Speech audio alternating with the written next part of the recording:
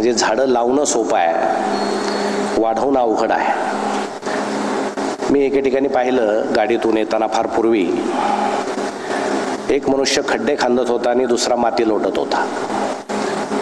मी त्यांना विचारलं, हे काय करतायत? तर ते म्हटले, आम्ही सरकारी माणसं आहोत, माझ्याकडं खड्डे खांदायचं काम आहे, एकाकडं झाडं लावण्याचं काम आहे आणि याच्याकडं माती लोटण्याचं काम आहे. झाडं लावणारा आज रजेवर आहे, त्यामुळं मी खड्डे खांदतोय, तो माती लोटतोय. हे सरकारीकरण इथं दिसत नाही, म्हणून हे झाडं वाढले, जगले आणि एकंदर आपण या अतिशय हरित अशा प्रदेशात राहता, ही खूप भाग्याची गोष्ट आहे. या फोरमनं अनेक कामं केलेली आहेत, त्याची पुस्तिका माझ्या हातात आहे. या सर्व कामासाठी मी त्यांना मनपूर्वक शुभेच्छा देतो. ज्ञानेश्वरजींचा मला फोन आला की असा असा कार्यक्रम आहे, विषय काय ठरवायचा. 4-5 विषयावर चर्चा झाली. मी म्हटलं, कुठलाही विषय द्या, मला अडचण नाही. 2 स्त्रिया ज्यावेळेस एकत्र आल्या, एक दुसरीला असं म्हटले की आमच्या यांना कुठलाही विषय द्या, ते 4-4 तास बोलतात. दुसरी म्हटली, आमचे विषय नसताना 5-5 तास बोलतात. त्यामुळे मी दुसऱ्या कॅटेगरीतला माणूस आहे. परंतु विषय काहीतरी आनंदाचा घ्यावा. जगताना आनंद कुठं आहे तो शोधण्याचा प्रयत्न करावा आणि तो आपण या ठिकाणी करणार आहोत. तो कुठं दूर नाही, तुमच्यात आहे, सर्वत्र आहे, आमच्यात आहे. फक्त व्याख्यानानंतर आपल्याला अंदाज येईल की तो आपल्या आसपास आहे. खरं म्हणजे आज सगळी माणसं अस्वस्थ आहेत. आपण जरी इथं बसलेलो असलो, शरीरानं आपण इथं बसलेलो आहोत, आपलं मन कुठं असेल हे मी सांगत नाही आता सध्या. परंतु माणसं अंत्यविधीला बसले तरी त्यांना लग्नाची काळजी असते की आपल्याला 11:43 बरोबर पोहोचायचंय. लग्नतीत जर तुम्ही पाहिली तर त्या दिवशी भयंकर वेगानं माणसं आपल्या पत्नीला, मुलांना घेऊन रस्त्यावरून धावत असतात, कारण त्या मुहूर्ताला आपल्याला पोहोचायचंय. आपला आशीर्वाद त्या जोडप्याला पाहिजे, त्याशिवाय ते सुखी होणार नाही असं कुणाचं मत असतं? फक्त आपलंच मत असतं. तसा काही विषय नसतो. उलट आपण वेळेवर गेल्यानं घटस्फोट होण्याची जास्त शक्यता असते. त्यामुळे आपण फार घाई करून अपघाताला निमंत्रण देऊ नये. परंतु आजचे माणसं पूर्वीच्या माणसं इतके शांत नाहीत, समाधानी नाहीत. 2024 साली एक सर्वे झाला मागच्या वर्षीचा, जगामध्ये सगळ्यात आनंदी देश कुठला? 142 देश त्यामध्ये घेतले गेले. त्यांचा सर्वे केला की कुठले नागरिक सगळ्यात आनंदी आहेत. त्यामध्ये फिनलंडचा नंबर पहिला आला. म्हणजे गेल्या 7 वर्षापासून फिनलंड हा छोटासा देश जगातला सगळ्यात आनंदी देश आहे. त्यात भारताचा नंबर 126 आहे. बरं, आपला 126 असे नका, पाकिस्तानचा 108 आहे. म्हणजे आपल्यापेक्षा पाकिस्तानातील लोक आनंदी आहेत. जिथे 300 रुपये लिटर डिझेल आहे, 300 रुपये लिटर पेट्रोल आहे, खायला नीट अन्न नाही, ते माणसं आनंदी आहेत आपल्यापेक्षा, भारतातल्या लोकांपेक्षा. आणि भारतातल्या लोकांना सर्व असून सुद्धा आपण अस्वस्थ आहोत, आनंदी नाही. याचं कारण नेमकं काय, त्याचा शोधण्याचा आपण प्रयत्न करू. एकतर आमचं हसणं आता विरलेलं आहे, आम्ही हसतच नाही. आणि आपल्याकडे असा गैरसमज आहे, हसलं की टवाळ असं म्हणतात. फार पूर्वी रामदास सांगून गेले, टवाळा आवडी विनोद. आता तो काळ तसा होता गंभीर राहण्याचा, आता तो राहिलेला नाही आहे. आता आनंदी राहण्याचा काळ आलेला आहे. त्यामुळे हसणं दुरापास्त होणं चुकीचं आहे. आपण हसलं पाहिजे, आनंदानं हसलं पाहिजे. आपण त्यातही कंजूशी करतो. सरकारला सुद्धा मान्य नाही आपण हसावं. तुम्ही आधार कार्डवरचे फोटो पाहिले का? तुम्ही फोटो काढताना थोडे हसले तरी तो फोटोवाला सांगतो दात मिटा. म्हणजे गंभीर चेहरा, हरणासारखे 2 कान दिसले पाहिजे. मला वाटतं ते आधार कार्डवरचे फोटो पाहून जर लग्न जमले असते तर कुणाचंच लग्न झालं नसतं, अशी परिस्थिती आहे. असे ते भयंकर फोटो असतात. म्हणजे आपल्याकडे गंभीर राहण्याला जास्त महत्व आहे. काय ते समजत नाही.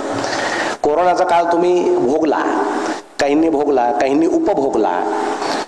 म्हणजे त्यांना त्या कोरोनाचा फायदा झाला, काहींना तोटा झाला. आपले आप्तसुखी निघून गेले. ज्यांना बेड मिळाले ते गेले, ज्यांना मिळाले नाही सुदैवानं ते वाचले. अशी परिस्थिती त्या काळामध्ये होती. परंतु महामारी काय फक्त आत्ताच येते असं नाही, दर 100 वर्षांना महामारी येते. 1820 साली स्पॅनिश फ्लू नावाचा एक प्रकार आला होता. ते अमेरिकन सैन्य आगगाडीमध्ये फिरलं, जगामध्ये अनेकांना स्पॅनिश फ्लू झाला आणि अनेक जण त्यात गेले. त्यानंतर बरोबर 100 वर्षांना 1920 साली प्लेग आला. प्लेग जहाजातून आला, उंदरं आले. ते जहाज सुद्धा चीन मधून आले. म्हणजे चीन हा रोग उत्पादक देश आहे असं म्हणायला हरकत नाही. ते उंदरं आले, अंगावरच्या पिसवा उडाल्या, मग बगलेत गाठ येणं, काखेत गाठ येणं, गावं अक्षरशः उठले, माळरानावर जाऊन वसले, कारण त्याचा संसर्ग इतरांना होत होता. कैलासवासी यशवंतराव चव्हाण साहेबांचे वडील त्यात गेले.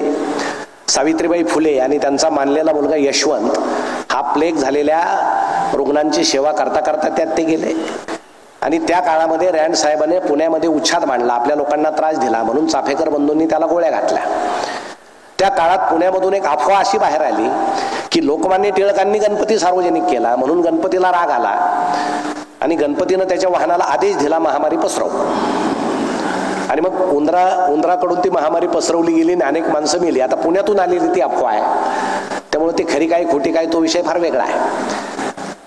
आणि बरोबर 1920 नंतर 100 वर्षानं 2020 साली कोरोना आला. त्या कोरोनाशी आपण संघर्ष केला, आपण त्या जगण्याला चिपकून राहिलो. तो कोरोना विमानातून आला. म्हणजे या तिन्ही महामारीचा अभ्यास जर आपण केला तर स्पॅनिश फ्लू आगगाडीतून पसरला, प्लेग जहाजातून पसरला आणि कोरोना विमानातून पसरला. म्हणजे महामारी सुद्धा दर 100 वर्षानं वाहन बदलते, असा निष्कर्ष काढायला हरकत नाही. आता 100 वर्षानं जी महामारी येईल ती कशातून येईल सांगता येत नाही. ते बहुता पाणबुडीतून येऊ शकते, पण ते पाहायला आपण नसू. असली तरी आपली ती शेवटची महामारी असेल. कारण निसर्ग काय सांगतो, किती दिवस तुम्ही जगण्याला चिपकून राहणार आहात, हा फार मोठा प्रश्न आहे. परंतु हे सगळं अस्वस्थ वातावरणातून जाताना आम्ही अस्वस्थ का आहोत याचं उत्तर जर शोधायचं असेल तर आपल्याला पूर्वीच्या काळाकडे जावं लागेल. पूर्वीच्या काळी असं कुठलंही तंत्रज्ञान नव्हतं, साधन नव्हतं. माणसं शांत होते, संयमी होते. ज्याला ग्रामीण भाषेमध्ये निश्चितीनं जगणं म्हणतात तसे ते निश्चितीनं जगायचे. आमच्या गावामध्ये रामलीला यायची मला आठवतं. आजी मला रामलीला पाहायला घेऊन जायची. त्यामध्ये रामाचं काम, लक्ष्मणाचं काम ते 2 नट चांगलं करायचे. सीतेचं काम एखादा पुरुष करायचा, कारण त्या काळात स्त्रीनं नाटकामध्ये काम करायचं नाही, दंडक होता. म्हणून एखादा देखणा पुरुष सीतेचं काम करायचा आणि तो पुरुष असलेला परवडायचा, कारण प्रत्येक प्रयोगाला रावण त्याला पळून न्यायचा. त्यामुळे दुसऱ्या दिवशी तो पुन्हा आणून त्याला सोडायचा. त्यामुळे रामलीला अखंड अशी सुरू असायची. ती रामलीला पाहायला आम्ही जायचो. रामलीलेचा प्रयोग संपला की रामाच्या पाया पडायला रांग लागायची, लक्ष्मणाच्या पाया पडायला रांग लागायची, सीतेच्या पाया पडायला रांग लागायची, भली मोठी रांग. आजी मला एक दिवस घेऊन रामाच्या पाया पडायला उभी राहिली भल्या मोठ्या रांगेमध्ये. मी शेजारी पाहिलं, रावण एकटाच उभा होता. त्याला 10 तोंड होते. म्हटलं हा तर दसपट मोठा देव दिसतो, याच्या पाया पडायला काय हरकत आहे. मी धावत गेलो, रावणाच्या पाया पडलो तर आजीनं वरून धापाटा टाकला. ते म्हटले हा दुष्ट आहे. म्हणजे लहानपणी अशा कार्यक्रमातून सुष्ट काय, दुष्ट काय, चांगलं काय, वाईट काय हे लहान मुलाच्या मनावर बिंबवलं जायचं. मला गंमत अशी वाटते, राम लक्ष्मण सीतेचं काम करणारे हे नट दिवसभर गावामध्ये धान्य मागत फिरायचे, पीठ मागत फिरायचे. ते तासन तास दरवाजात उभे राहायचे, तरी माणसं त्यांना धान्य देत नसायचे. आमच्या लहान मनाला असं वाटायचं रात्री रांग लागते यांच्या दर्शनाला आणि दिवसा मात्र यांना कोणी धान्य वाढत नाही. याचा अर्थ आपल्या समाजामध्ये काहीतरी रूप घेतल्याशिवाय माणसं माणसाच्या पाया पडत नाहीत, हे लहानपणी आमच्या मनावर बिंबलं. हे सगळं या बाहेरच्या कार्यक्रमातून आपल्या मनावर होणारे हे संस्कार होते. नाटकं आमच्या गावामध्ये यायचे.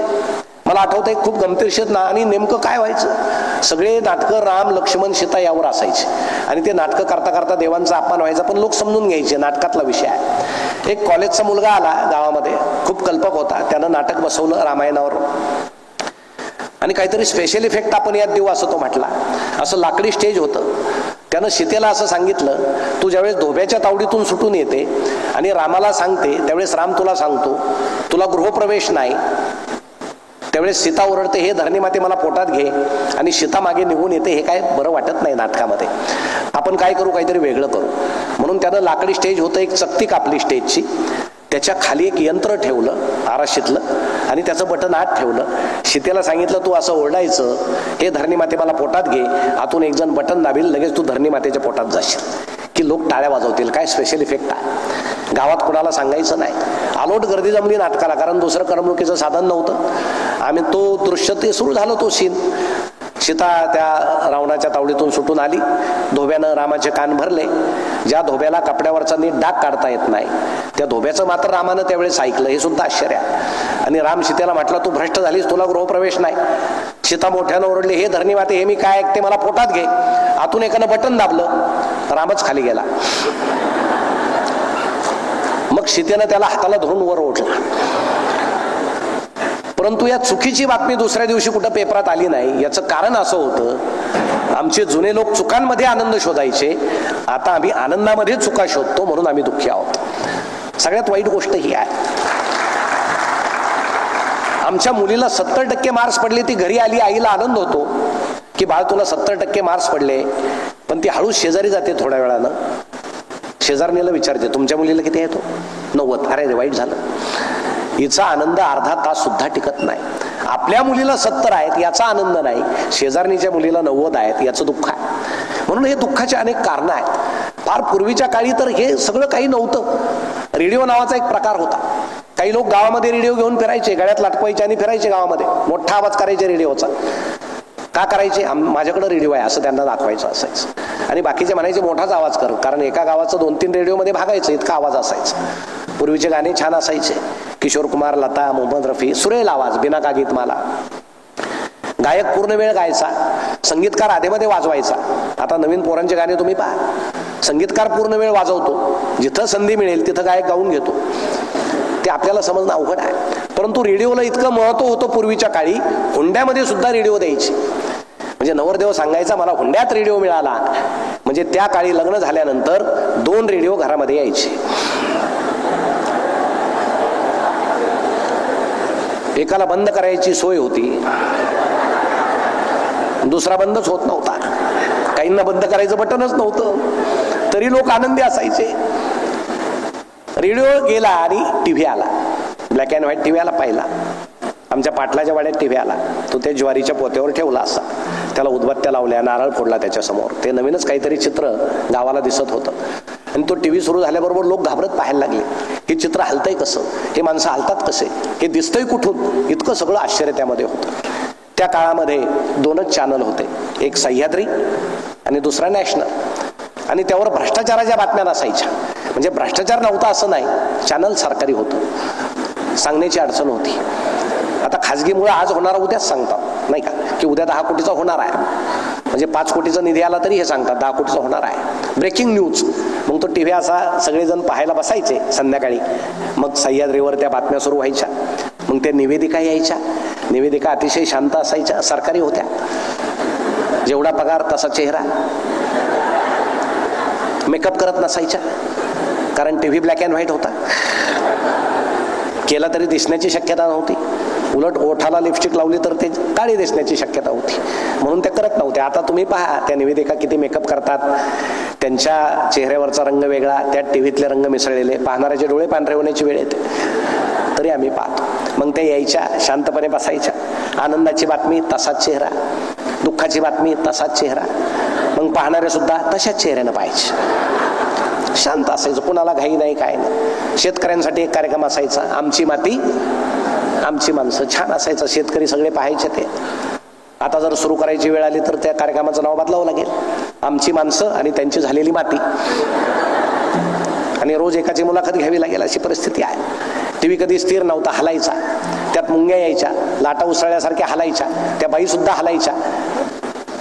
मला वाटतं जुन्या लोकांच्या मुंड्या ज्या हलत होत्या त्याचं ते कारण असावं, चित्र ऍडजस्ट करण्यासाठी ते असं हलत असावं. आता सध्या कोणाचं हलत नाही, कारण चित्र स्थिर आहे. आता वेगळा आजार सुरू झालाय. असं रस्त्यानं चालताना माणसं असं करतात, रील्स. म्हणजे हात मोबाईल आहे, म्हणजे जसं तंत्रज्ञान बदललं शरीराचे आजार बदलले. बाई सांगायच्या निवेदिका आज हवामान शांत राहील, तरी ते हलायच्या. लोक म्हणायचे याच हलतायत, हवामान कशा शांत राहतंय. रामायण महाभारत मालिका ही आठवड्यातून एकदा असायची. ज्याच्या घरामध्ये टीव्ही आहे सगळं गाव ते पाहायला जमा व्हायचं. रस्ता सामसूम असायचा, गाव सामसूम असायचं. मालिका सुरू व्हायची. दरवाज्यात एकाला उभं करायचे, वर मालदावर स्लॅपवर एकाला उभं करायचे बांबू घेऊन. चित्र जर जास्त हलायला लागलं, रामानं सोडलेला बाण रावणाला लागतच नव्हता. असं वाटायचं तो आत्ता बाहेर पडेल. मग ते दरवाज्यातल्याला मोठ्यानं ओरडायचे, त्याला सांग ऍडजस्ट कर, चित्र ऍडजस्ट कर. मग दरवाज्यातला मोठ्यानं ओरडायचं, ते बांबून फिरव त्या काड्या, फिरव. ते बिचारं त्या काड्या फिरवत राहायचं. झालं का रे स्थिर, झालं का रे स्थिर. चित्र स्थिर व्हायचं, तोपर्यंत मालिका संपलेली असायची. मग वरचा सांगायचा पुढच्या आठवड्यातला भाग मी पाहणार, तू वर व्हायचं. सलग मालिका सुद्धा पाहता येत नव्हती, अशी परिस्थिती होती. परंतु टीव्ही जरी ब्लॅक अँड व्हाईट होता, कृष्णधवल होता, काळा पांढरा होता, तरी त्यातून मिळणारा आनंद मात्र हा रंगीत होता. इतकी सारी मजा होती, छान वाटायचं सगळं. पण आता तंत्रज्ञान आलं, कलर टीव्ही आले, काय LED LCD रिमोट आले, माणसं अस्थिर झाले, चंचलतेला वाव मिळायला लागला. आता माणसं फार वेळ काही पाहत नाहीत, एका वक्त्याला इतके वेळ ऐकतात, हेच भाग्य. पुढं काय होईल सांगता येत नाही. म्हणजे एकच माणूस, तोच चेहरा, किती वेळ ऐकायचं, मध्ये जाहिरात नाही. काही दिवसांनी 4 वक्ते एकाच दिवशी बोलावे लागतील, 4 माईक प्रेक्षकांच्या हातात, रिमोट. हा फार बोलायला लागले, हा माईक बंद करायचा, आता तू बोल. कारण चंचलता आहे. आणि इतकं तंत्रज्ञान वाढत गेलं.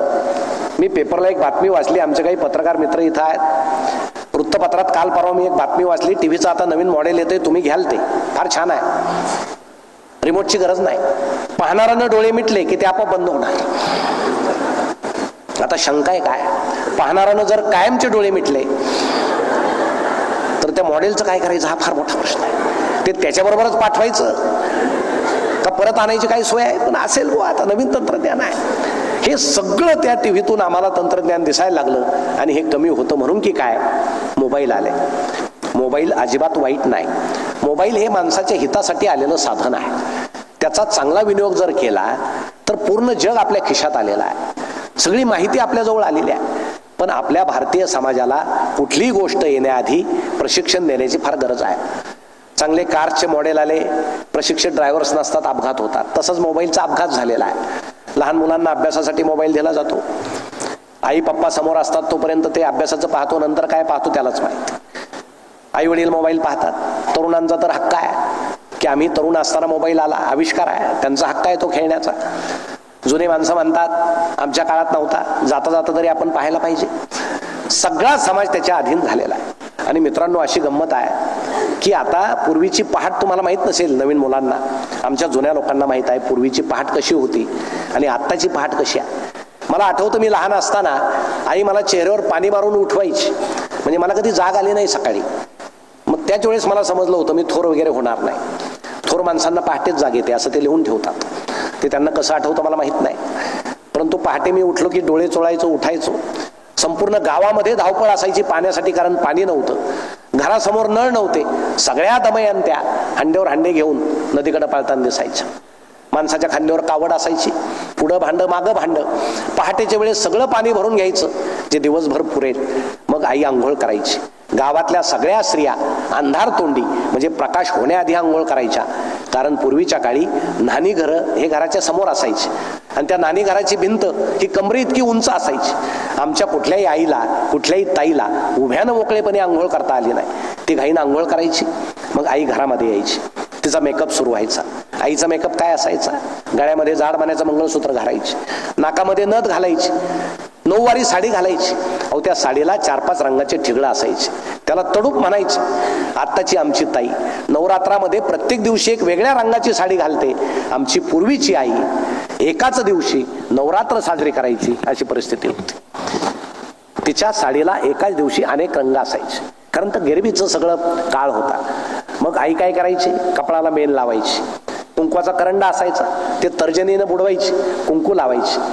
एका मातीच्या भिंतीमध्ये कुठेतरी आरशाचा तुकडा लावलेला असायचा, ती खाली पाहायची, त्या आरशामध्ये फक्त कपाळ दिसायचं. मग पदर घ्यायची, पदराचं टोक जिभेमध्ये बुडवायची, असं छान वर्तुळ काढायची. कधी शाळेतनं गेलेली आई भूमिती शिकल्यासारखं असं सुंदर वर्तुळ काढायची. ठसठशीत कुंकू, एवढाच तिचा मेकअप होता, अतिशय सुंदर मेकअप. आता आमच्या ताईंना तो अनुभव नाही कुंकवाचा. आता टिकल्या आल्या, काळ बदलतो तसं आता टिकल्या का आल्या, कारण टिकल्या कधी पडतील आणि आमचे हे कधी गायब होतील याचा भरोसा राहिला नाही. पूर्वीचे माणसं घरी निघाली का घरीच यायची, आता हे घरी निघाले की येऊच तर भरोसा नसतो, म्हणून ते कुंकू आता गेलं. आता टिकल्या आल्या. मग आईचा मेकअप संपला की कुठंतरी दारात पावलं वाजायचे आणि एक सुंदर गाणं ऐकू यायचं, वासुदेव आला हो वासुदेव आला. आम्ही बाहेर धावायचो, डोक्याला मोरपंखी अशी शंकाकृती टोपी, कपाळाला गंध, गळ्याला गंध, गळ्यामध्ये तुळशीची माळ, एक विशिष्ट प्रकारचा झब्बा, खाली धोतर किंवा पायजामा, पायामध्ये चाळ, हातामध्ये चिपळ्या आणि तोंडामध्ये रामनामाचा गजर. असा तो पहाटेच्या वेळेस ते गाताना अतिशय पवित्र वाटायचं. मग आई सुपामध्ये धान्य घ्यायची, त्याच्या झोळीमध्ये टाकायची, त्याचं दर्शन घ्यायची. तो वासुदेव झोळीतले 4 दाणे काढायचा, पुन्हा अंगणामध्ये टाकायचा, मोठ्यानं दान पावलं म्हणायचा. याचा अर्थ तुम्ही मला जसं धान्य दिलं तसं तुमच्या घरामध्ये सुद्धा धान्याची बरकत येऊ असा त्याचा अर्थ असायचा. पण आम्ही चुळबुळत असायचो, कारण एक अपेक्षित हात आमच्या कानी पडत नसायची आणि ती अचानक कानी पडायची, बटर.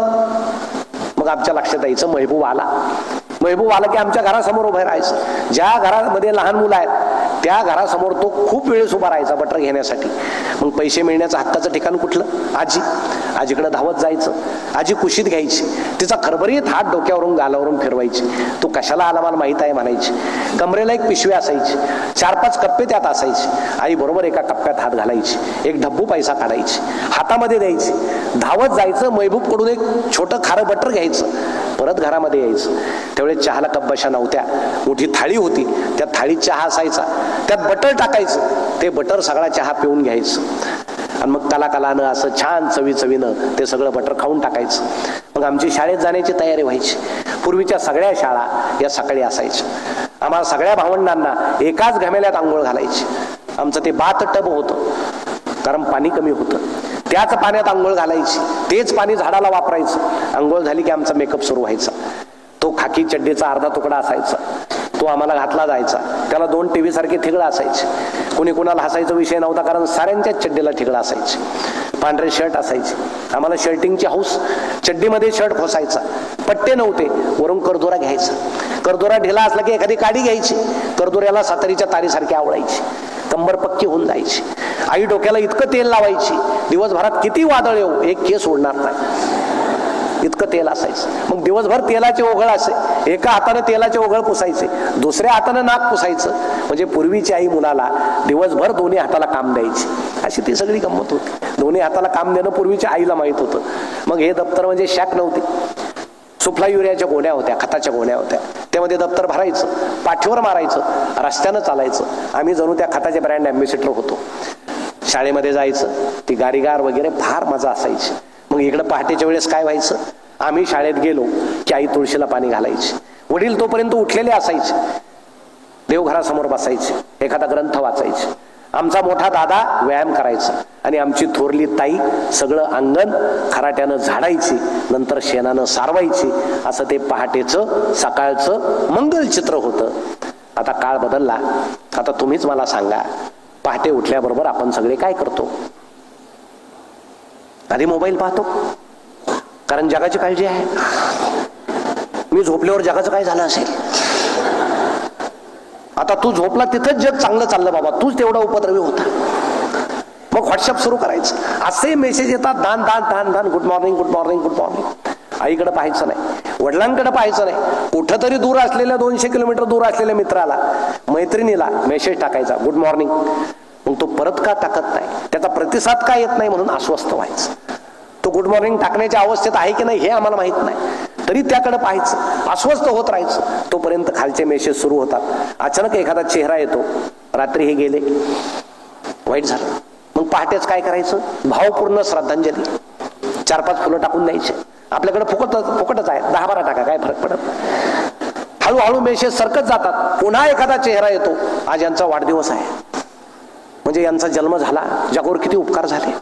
ओळखीचे असो नाही तर नसो, वाढदिवसाच्या हार्दिक शुभेच्छा, वरचेच फुलं खाली टाकून द्यायची. श्रद्धांजलीला तेच, वाढदिवसाला तेच. भावना नाही, संवेदना नाही, नुसत्या वेदना. आणि असा आभासी दिवस आमचा सुरू होतो. माणसं दिवसभर हरवल्यासारखे त्या मोबाईलमध्ये पाहत राहतात. सगळ्याचे फेसबुक अकाउंट आहेत, तोंडाला फेस येऊस तर फेसबुक खेळतात. जगाची फार काळजी आहे, जवळची आम्हाला काळजी नाही. जागतिक चिंता आहे. त्या फेसबुकवर खोटे फोटो टाकतात, खोटा प्रोफाईल लिहितात. एखाद्या स्त्रीनं सहज जर आपला फोटो टाकला, तुम्ही गंमत करून पहा, आमच्या ताईनं फोटो टाकायचा फेसबुकवर आणि खाली एकच ओळ लिहायची, मला सर्दी झाली. पहा गंमत करून. अहो, तासाभरात ओळख नसताना, संबंध नसताना हजारो पुरुष तुम्हाला सल्ले देतील जगातले. मॅडम तुम्हाला सर्दी झाली, अमुक गोळी घ्या, तमुक मलम लावा, याचा काढा प्या, त्याची वाफ घ्या. आणि घरात बायको शिंकत फिरते, हा तिच्याकडे पाहत सुद्धा नाही. तिला एखादी गोळी आणून दे ना. कोण कुठली आणून की बाई, तिला सल्ले कशाला देतो? आपल्या भारतीय पुरुषांना, स्त्रियांना दूरदृष्टी आहे, ही या अर्थानं आहे दूरदृष्टी. जवळचं पाहायचंच नाही, दूरचं पाहायचं. मग ते दूरचंही निघून जातं आणि जवळचंही निघून जातं. शेजारी गोड्या पाण्याची विहीर आहे तिच्याकडे पाहायचं नाही, हापशे शोधत फिरायचं. मग हापशेही जातात आणि गोड्या पाण्याचं विहिरीचं पाणी आटून जातं. आम्ही अस्वस्थ होतो. अशी ती सकाळ सुरू होते. आमच्या तरुणांची सख्खी बहीण लग्नाची आहे, त्यांना चिंता नाही. ऐश्वर्या रॉयचं लग्न झालं, यांना फार दुःख झालं. त्या दिवशी आमच्या देशातले निम्मे तरुण जेवलेच नाही आणि निम्म्यांनी अभिषेक केला, आईचा संसार सुखाचा हो. आता ती त्याच्याशी नाही तर तुझ्याशी लग्न करणार होते का नाही? मग जे आपल्यापर्यंत येत नाही ते दुःख तुम्ही भोगता कशाला, हा फार मोठा प्रश्न आहे. लोकांना कुठलं दुःख भोगायची सवय आहे जे आपल्याच्यानं मिटणार नाही, असं अवाढव्य दुःख आम्ही उरावर घेतो, जगत राहतो. ते दुःख आपल्याच्यानं मिटत नाही, आम्ही अस्वस्थ होतो आणि दुःखीपणानं जगत राहतो. काही गरज नाही. ताजमहालाच्या भिंती काळ्या पडायला लागल्या प्रदूषणानं, आम्हाला चिंता आहे.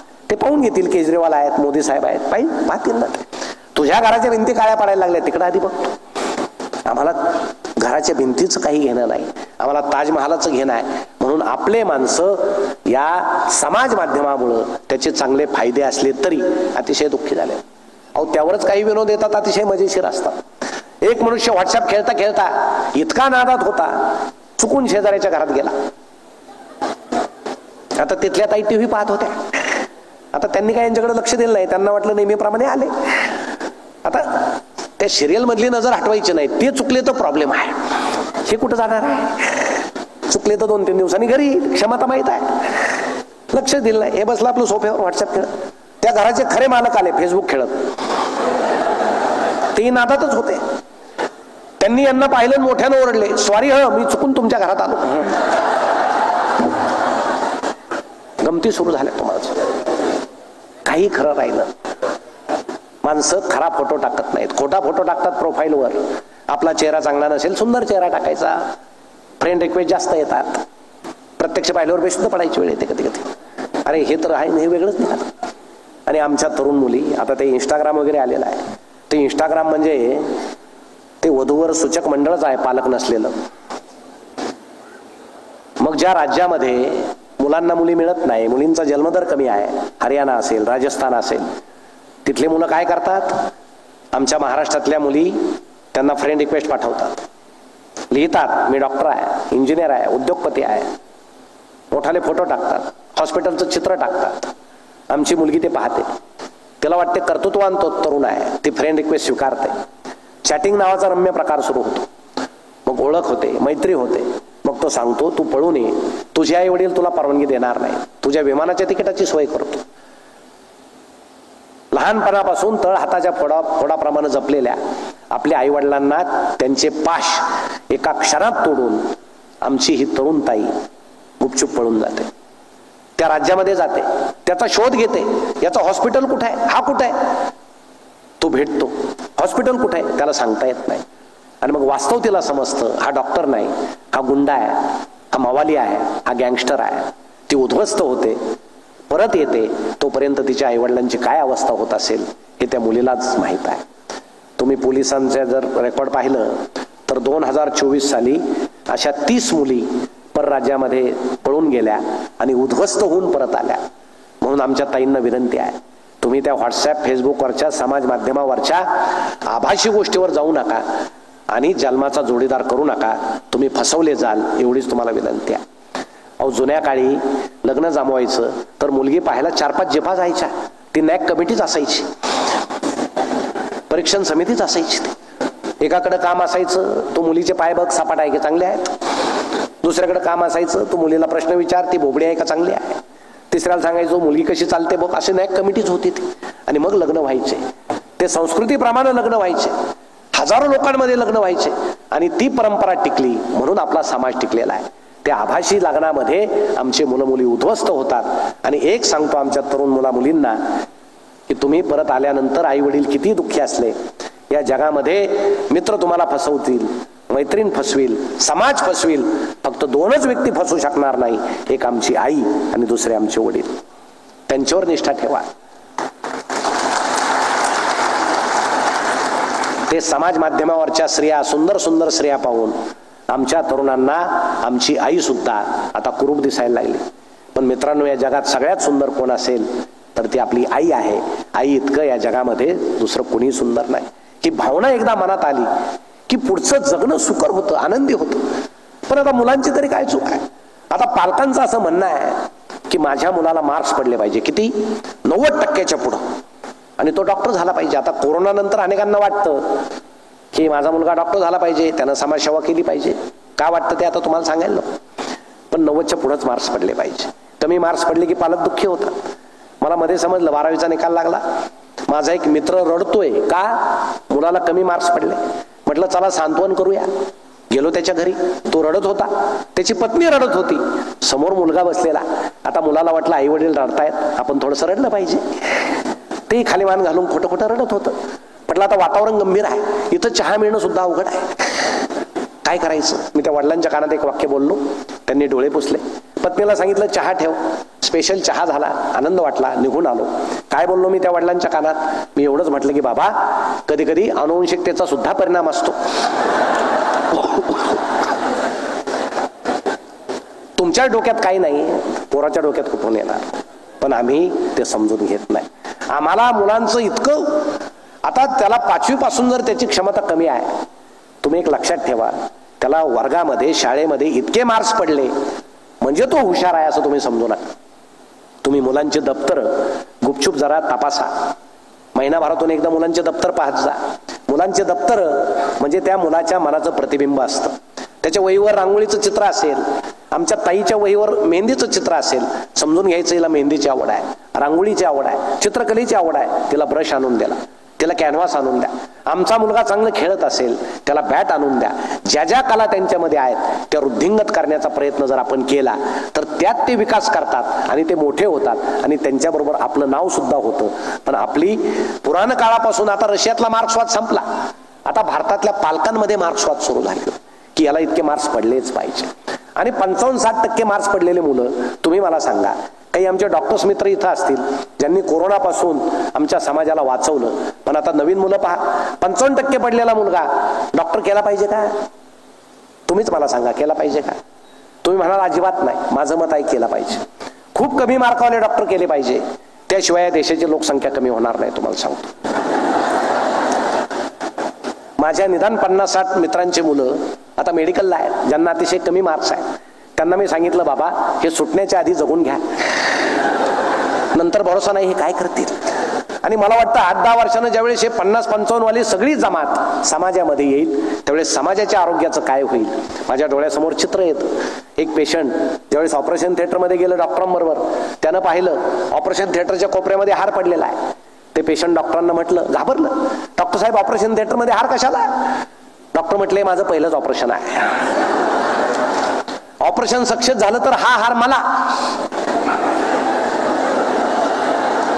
नाही झालं तर तुला, वाया जाणार नाही, सगळ्या गमती सुरू होणार. 2 मित्र रस्त्यानं चाललेले होते, एक जण मोठ्यानं ओरडला, दुसरा म्हटला काय झालं? म्हणे जुळ्या बहिणी येत आहेत, सारख्या दिसत आहेत, सुंदर आहे, केसांची रचना सारखी आहे, ड्रेस सारखा आहे, दिसायला छान आहे. हा सांगतो, अरे बाबा ती एकच मुलगी आहे, तुला काय झालं? तो सांगतो, नाही आवळ्या जावळ्या आहेत, 2 आहेत. नाही म्हणे एकच आहे, या वयात असं होत असतं, चल पुढं. म्हणे पुढे जातात, हा पुन्हा ओरडतो, म्हणे आता वयाचा संबंध कुठे आला? म्हणे काय झालं? 2 म्हशी येत आहेत समोरून, सारख्या आहेत, शिंग तसेच, रंग काळा, दिसायला सारख्या. म्हणे अरे एकच म्हैस आहे, तुला झालं तरी काय, माझ्याकडे बघ. यानं मित्राकडे पाहिलं, तो मोठ्यानं ओरडला, अरे तू सुद्धा 2-2. म्हणे मला शंकाच होती, तुझा सेंटर सरकला, म्हणे तुला प्रॉब्लेम आला, घाबरू नको, आपण दवाखान्यात जाऊ. 2 जण जातात दवाखान्यात, डोळ्यांचे डॉक्टर बसलेले असतात, पुढच्या काळातले, भविष्यातले. हे 2 समोर बसतात. डॉक्टर म्हणतात काय प्रॉब्लेम आहे? हा ओरडतो, डॉक्टर तुम्ही सुद्धा 2-2. मित्र सांगतो हाच प्रॉब्लेम आहे. म्हणे काय झालं? याला मागापासून प्रत्येक प्रतिमा 2-2 दिसते, 2 बसलेले. डॉक्टर सांगतात किरकोळ प्रॉब्लेम आहे, पण याच्यासाठी तुम्ही चौघं कशाला आले? म्हणे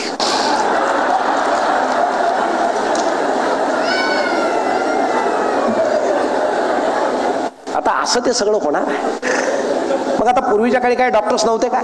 मला आठवतं आमच्या गावामध्ये एकच डॉक्टर होते आणि जिनेवर पाटी होती, मला ती पाटी अजून आठवते.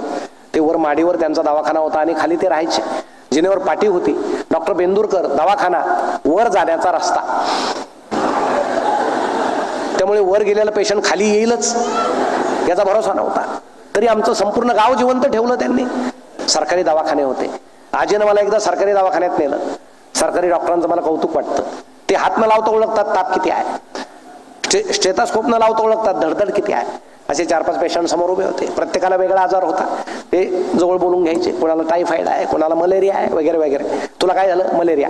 मग असे वर्तमानपत्राचे कप्टे कापून ठेवलेले असायचे. मोठी अशी गोळ्यांची, पांढऱ्या गोळ्यांची बरणी असायची. मग डॉक्टर त्याच्याशी बोलायचे. ते वर्तमानपत्राचा तुकडा घ्यायचे, अशा मूठ भरून गोळ्या घ्यायचे, त्यात बांधायचे, खा. डॉक्टर किती खायच्या? काय अडचण नाही, बरणी भरलेली आहे, खात राहा. औषधाला बाटली घरूनच न्यायची. डॉक्टर ड्रमनं भाडकन बाटली भरून द्यायची. किती चमचे? पेत राहा. ते सगळे ड्रम भरलेले आहेत, एक्सपायरच होणार आहे, पे. त्याच गोळ्या, तेच लाल औषध, ते सगळे पेशंट 8-10 दिवसानं गावात टामटुमीत फिरताना दिसायचे. का? औषधानं नाही. त्यांना एक माहित होतं, डॉक्टरांनी आपल्याला तपासलं, ही भावना इतकी प्रबळ होती आणि खाणं इतकं सेंद्रिय होतं, माणसं आपोआप बरे व्हायचे. बरं, आमच्या जुन्या लोकांच्या शरीरामध्ये पांढऱ्या पेशी नव्हत्या का? कधीच मरत नव्हत्या. आता सगळ्यांच्या मरायला लागल्या. का? कारण आता पांढऱ्या पेशी निर्माण करणारे औषध आले, म्हणून आपल्या पांढऱ्या पेशी मरायला लागल्या. पूर्वी मरत होत्या, पण शंका आली, पांढऱ्या पेशी मेल्या, माणूस अगदी थकला तर आमचे आजी आजोबा काय करायचे? अंगणामध्ये पोपईचं झाड व्हायचं, असायचं, त्याची पानं कुटायचे. एक 3-4 दिवस, दिवसभरात 2-3 वाट्या रस प्यायला दिला की माणूस टामटुमीत व्हायचा, पांढऱ्या पेशी वाढायच्या. असं जुन्या काळचा तो विषय होता. पण आता हे सगळं अस्वस्थ वातावरण असताना आमचा मुलगा जर कमी मार्क्स त्याला असतील तर त्याला जबाबदारीच्या क्षेत्रामध्ये आम्ही घालणं चूक आहे, पण आम्ही ते घालतो. का घालतो ते समजत नाही आणि मग अस्वस्थ होतो. आम्ही त्याला कोट्याला टाकतो. कोट्याला टाकताना त्याला आम्ही विचारत नाही की बाळ तुझी इच्छा आहे का? तू तिथं आनंदात राहणार आहेस का? तू शिकणार आहेस का? पुढे डॉक्टर इंजिनियर होण्याची तुझी इच्छा आहे का? आमच्याकडे पैसा आहे म्हणून आम्ही त्याला कोट्याला टाकतो. मग आत्महत्या होतात. मुलं त्या फॅनला फाशी घेतात. मग तिथल्या प्रशासनाच्या लक्षात आलं, फॅनला फाशी घेतात. मग त्यांनी काय केलं? फॅनला स्प्रिंगा लावल्या. आता फाशी घेतली की फॅनच खाली येईल. म्हणजे आत्महत्या थांबवण्याचा कसा अजब उपाय आहे.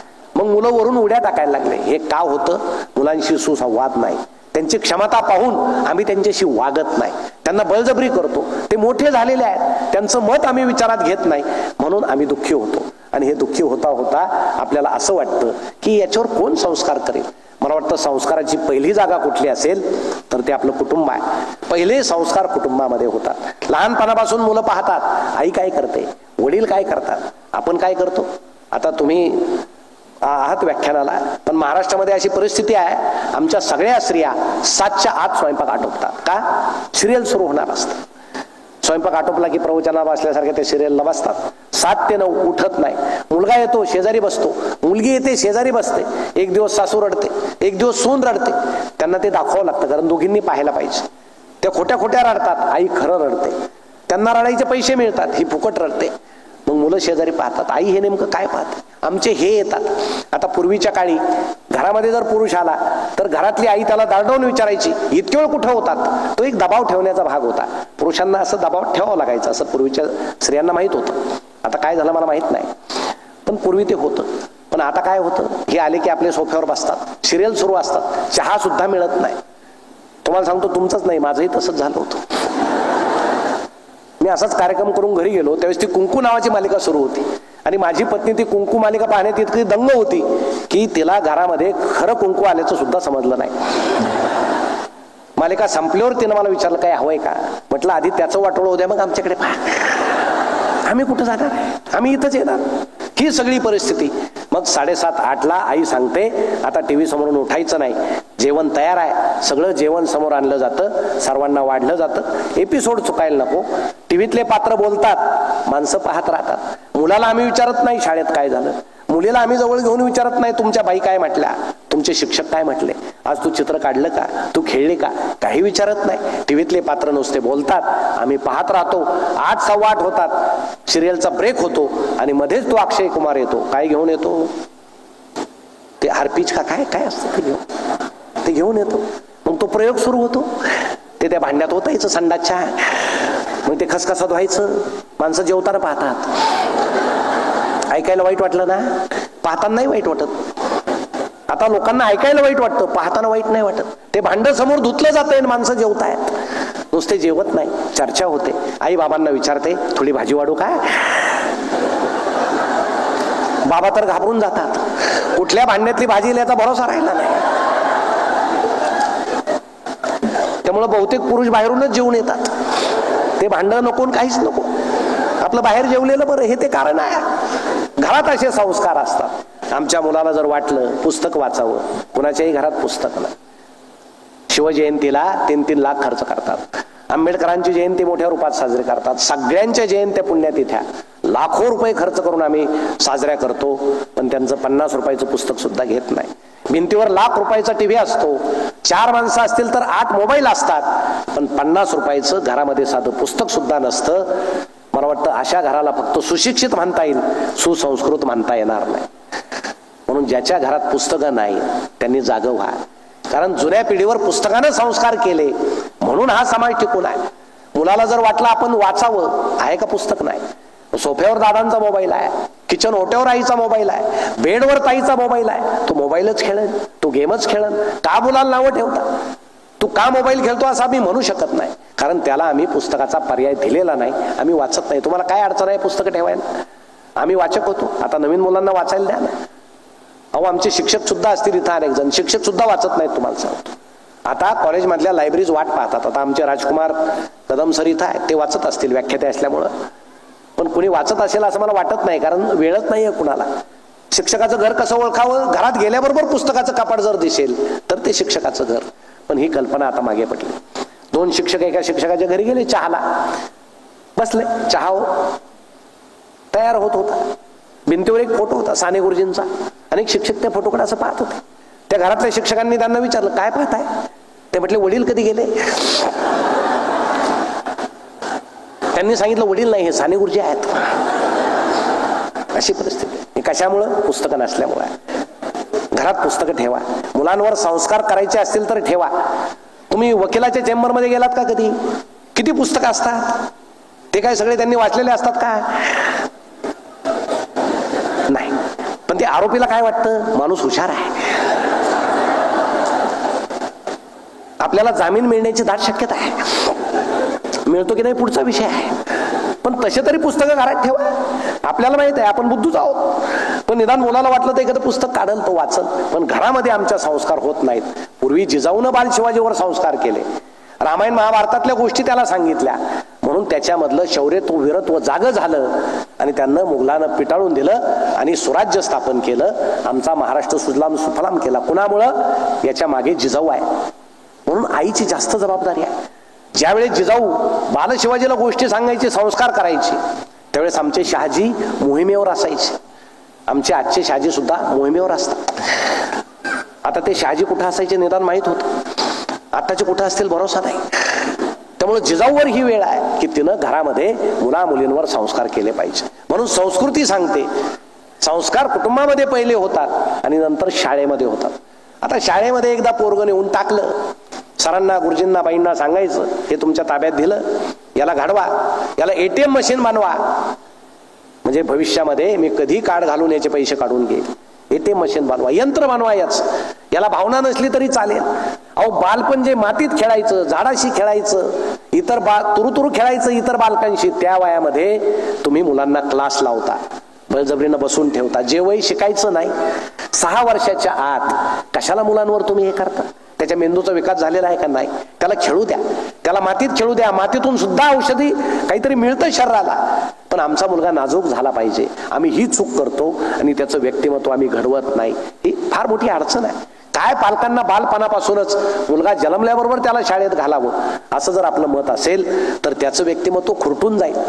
त्याचं बालपण एक वेगळं असतं, ते फुलून दिलं पाहिजे. तुम्ही तुमचं बालपण आठवा. तुम्ही कधी शाळेत गेलात, कसा अभ्यास केला, अभ्यासाचं काही दडपण नव्हतं. आता आई त्याला बसवते, शाळेमध्ये बाई बसवतात, पप्पा आल्यावर ते त्याच्यावर वेगळा जोर काढतात. हे सगळं पाहून तो मुलगा खुरटून जातो. का नाही खुरटून जातो? पण आम्हाला त्याची जाण नाही. मग शाळेमध्ये काय होतं? आता शाळेमध्ये जे शिक्षण दिलं जातं, आता गुरुजींना तर शिकवायला वेळ नाही प्राथमिकच्या, त्यांनी मध्ये मोर्चा काढला होता, आम्हाला शिकू द्या. त्यांना दुसरे काम आहेत, जनगणना आहे, सर्वे आहे, अमुक आहे, तमुक आहे. पूर्वी जसे गुरुजी मुलांपुढं होते तसे आता गुरुजी मुलांपुढं नाही, ते फिरत राहतात इतर कामामुळं, शिकवायला त्यांना वेळ नाही. मग गंमत काय होते? एक साहेब ज्यावेळेस वर्गात गेले, त्यांनी गुरुजींना विचारलं, सगळ्यात हुशार मुलगा कोण आहे? म्हणे हाय, रा रे उभा.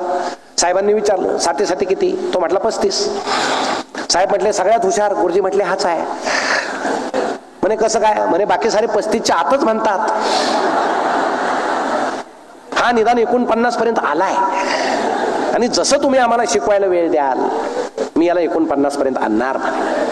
ही परिस्थिती आहे शाळेची. आता त्या नोंद वया आहेत, त्या नोंदी करायच्या, आणि सरकारचा आदेश आहे, प्रशासनाचा आदेश आहे, सकारात्मक नोंदी करायच्या, वाईट शक्यतो लिहायचं नाही. मुलांच्या बालमनावर परिणाम होतो. वर्षभर गुरुजींनी लक्ष ठेवायचं, ही मुलगी चांगलं चित्र काढते, हा मुलगा चांगला क्रिकेट खेळतो, अशा नोंदी ठेवायच्या, त्यातून त्याचं व्यक्तिमत्व तपासायचं. पण नकारात्मक शक्यतो लिहायचं नाही.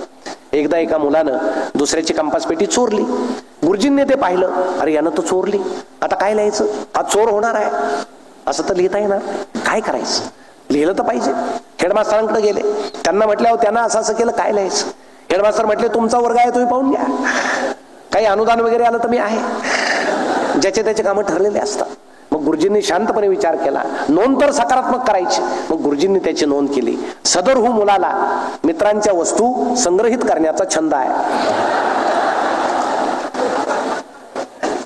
आता हीच वही जर 8वीच्या मॅडमकडे गेली, त्यांनी ते वाचलं आणि त्यांना जर असं वाटलं याच्या छंदाला प्रोत्साहन दिलं पाहिजे, त्यांची पर सुद्धा जागेवर राहणार नाही तुम्हाला सांगतो. अशी परिस्थिती आहे. हेच पोरग माध्यमिकला जातं. माध्यमिक तर संस्कार करण्याचं वय आहे. या वयात मुलांना खूप जपावं लागतं. जयवंत दळवी सांगतात, मनुष्याच्या 16व्या वर्षापर्यंत त्याच्यावर जे संस्कार होतात ते संस्कार मरेपर्यंत टिकतात. म्हणून 16व्या वर्षापर्यंतच त्या मुलावर मुलीवर संस्कार केले पाहिजे.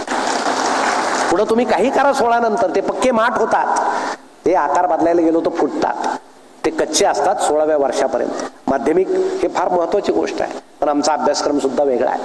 आमच्या नागरिक शास्त्राच्या सरांनी जर विचारलं एखाद्या 8वी 9वीच्या मुलाला, उभा राहा, राष्ट्रपती राजवट कधी लागते, आणि तो जर म्हटला रात्री लागते आणि पहाटे उठते, तर काय करायचं, चूक द्यायचं की बरोबर द्यायचं. सर म्हणतील चूक आहे, तो म्हणाल सर तुम्ही टीव्ही पाहता की नाही, 4-5 तासासाठी महाराष्ट्रात राष्ट्रपती राजवट लागलेली आहे. हे राजवटीचं बदललेलं चित्र आहे.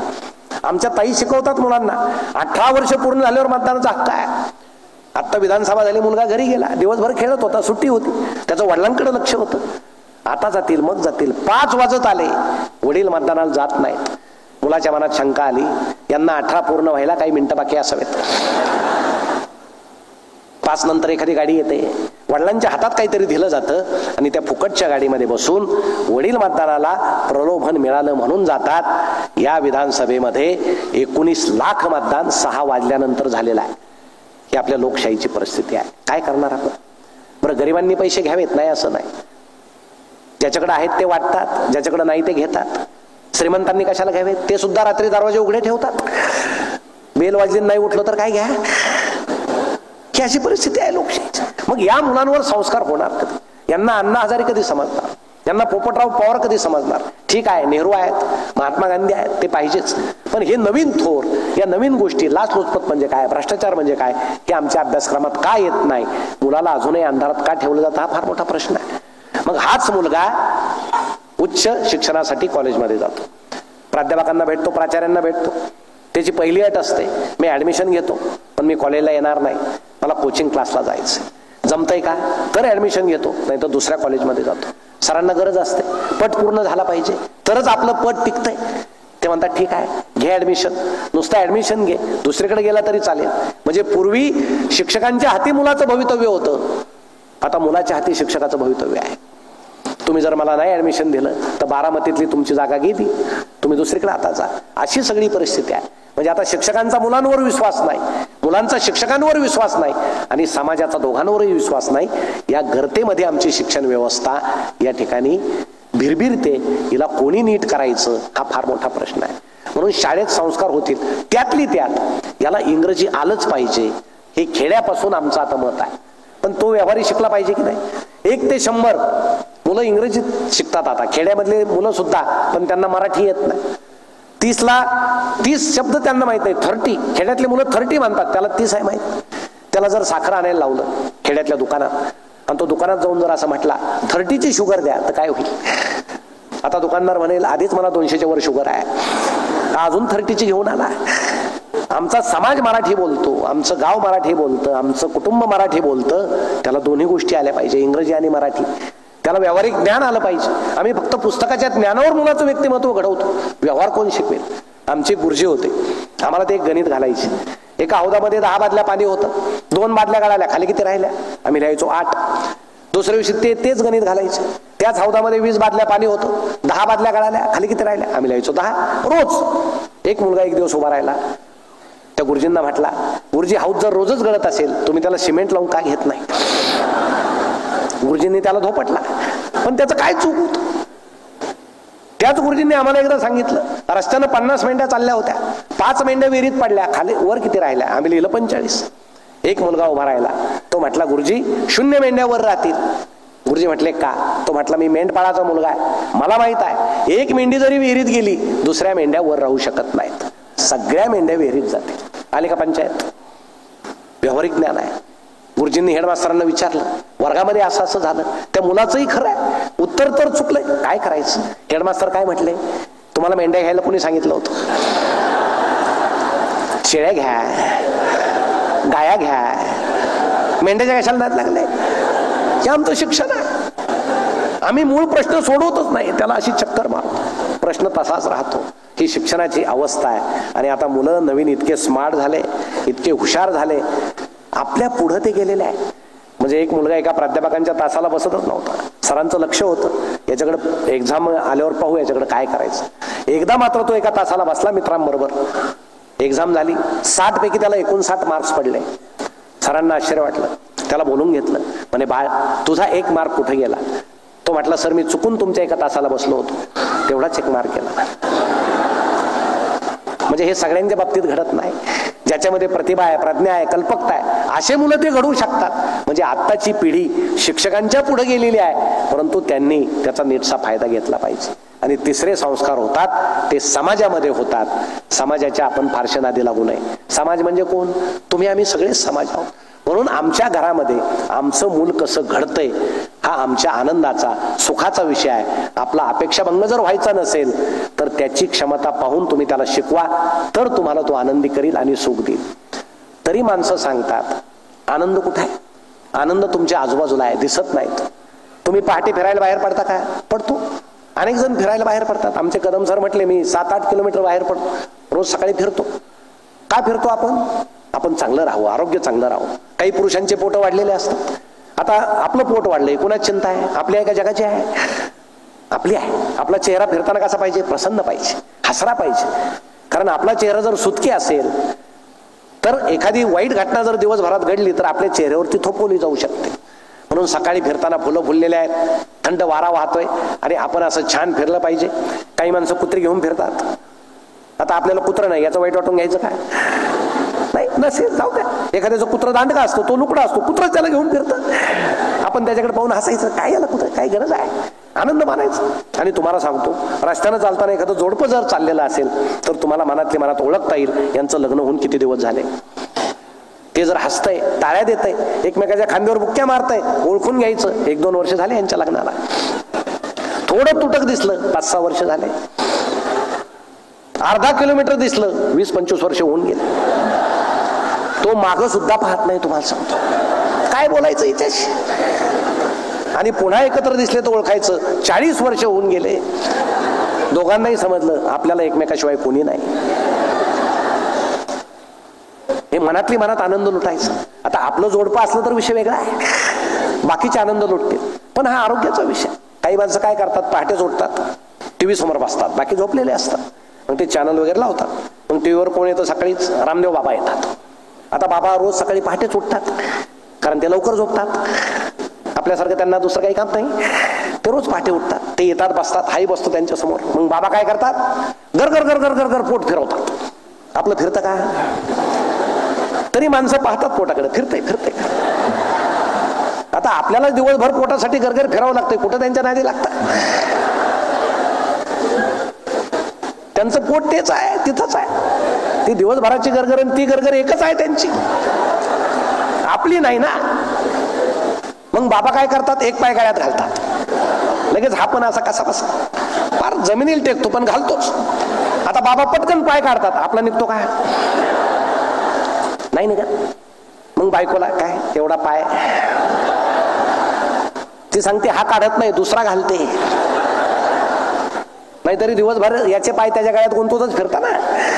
तुम्ही तुमच्या गळ्यात गुंतून फिरा, असे बेडकासारखे बसा, मजा असते. एकानं दुसऱ्याला विचारलं योगासनं करता? हो. का करता? योगासनं केल्यानं आयुष्य वाढतं. वाढलेल्या आयुष्यात काय करायचं? ते म्हटलं योगासनं करायची.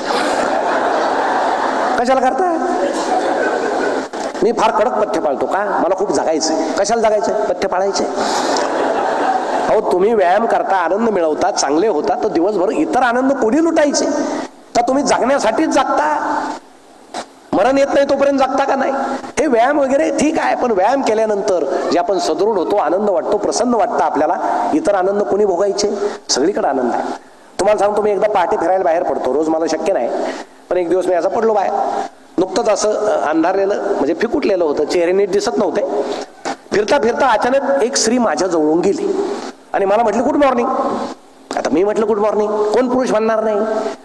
त्यात कोणी आहे का म्हणणार नाही? असं म्हणणारच. मी म्हटलं गुड मॉर्निंग. आता घरी आलो, आता असा चेहरा लपत नाही. बायका चाणक्ष असतात. त्यानं ओळखलं, म्हणे आज फार बारीक हसताय. काय झालं? म्हटलं काय नाही, काहीतरी झालं, काहीतरी वेगळं घडलंय, सांगा. म्हटलं काय नाही सांगा. म्हटलं सोपी गोष्ट आहे. मी असं चाललो होतो, कोणीतरी स्त्री माझ्या जवळून गेली, मला म्हटली गुड मॉर्निंग. ती म्हटली मीच होते.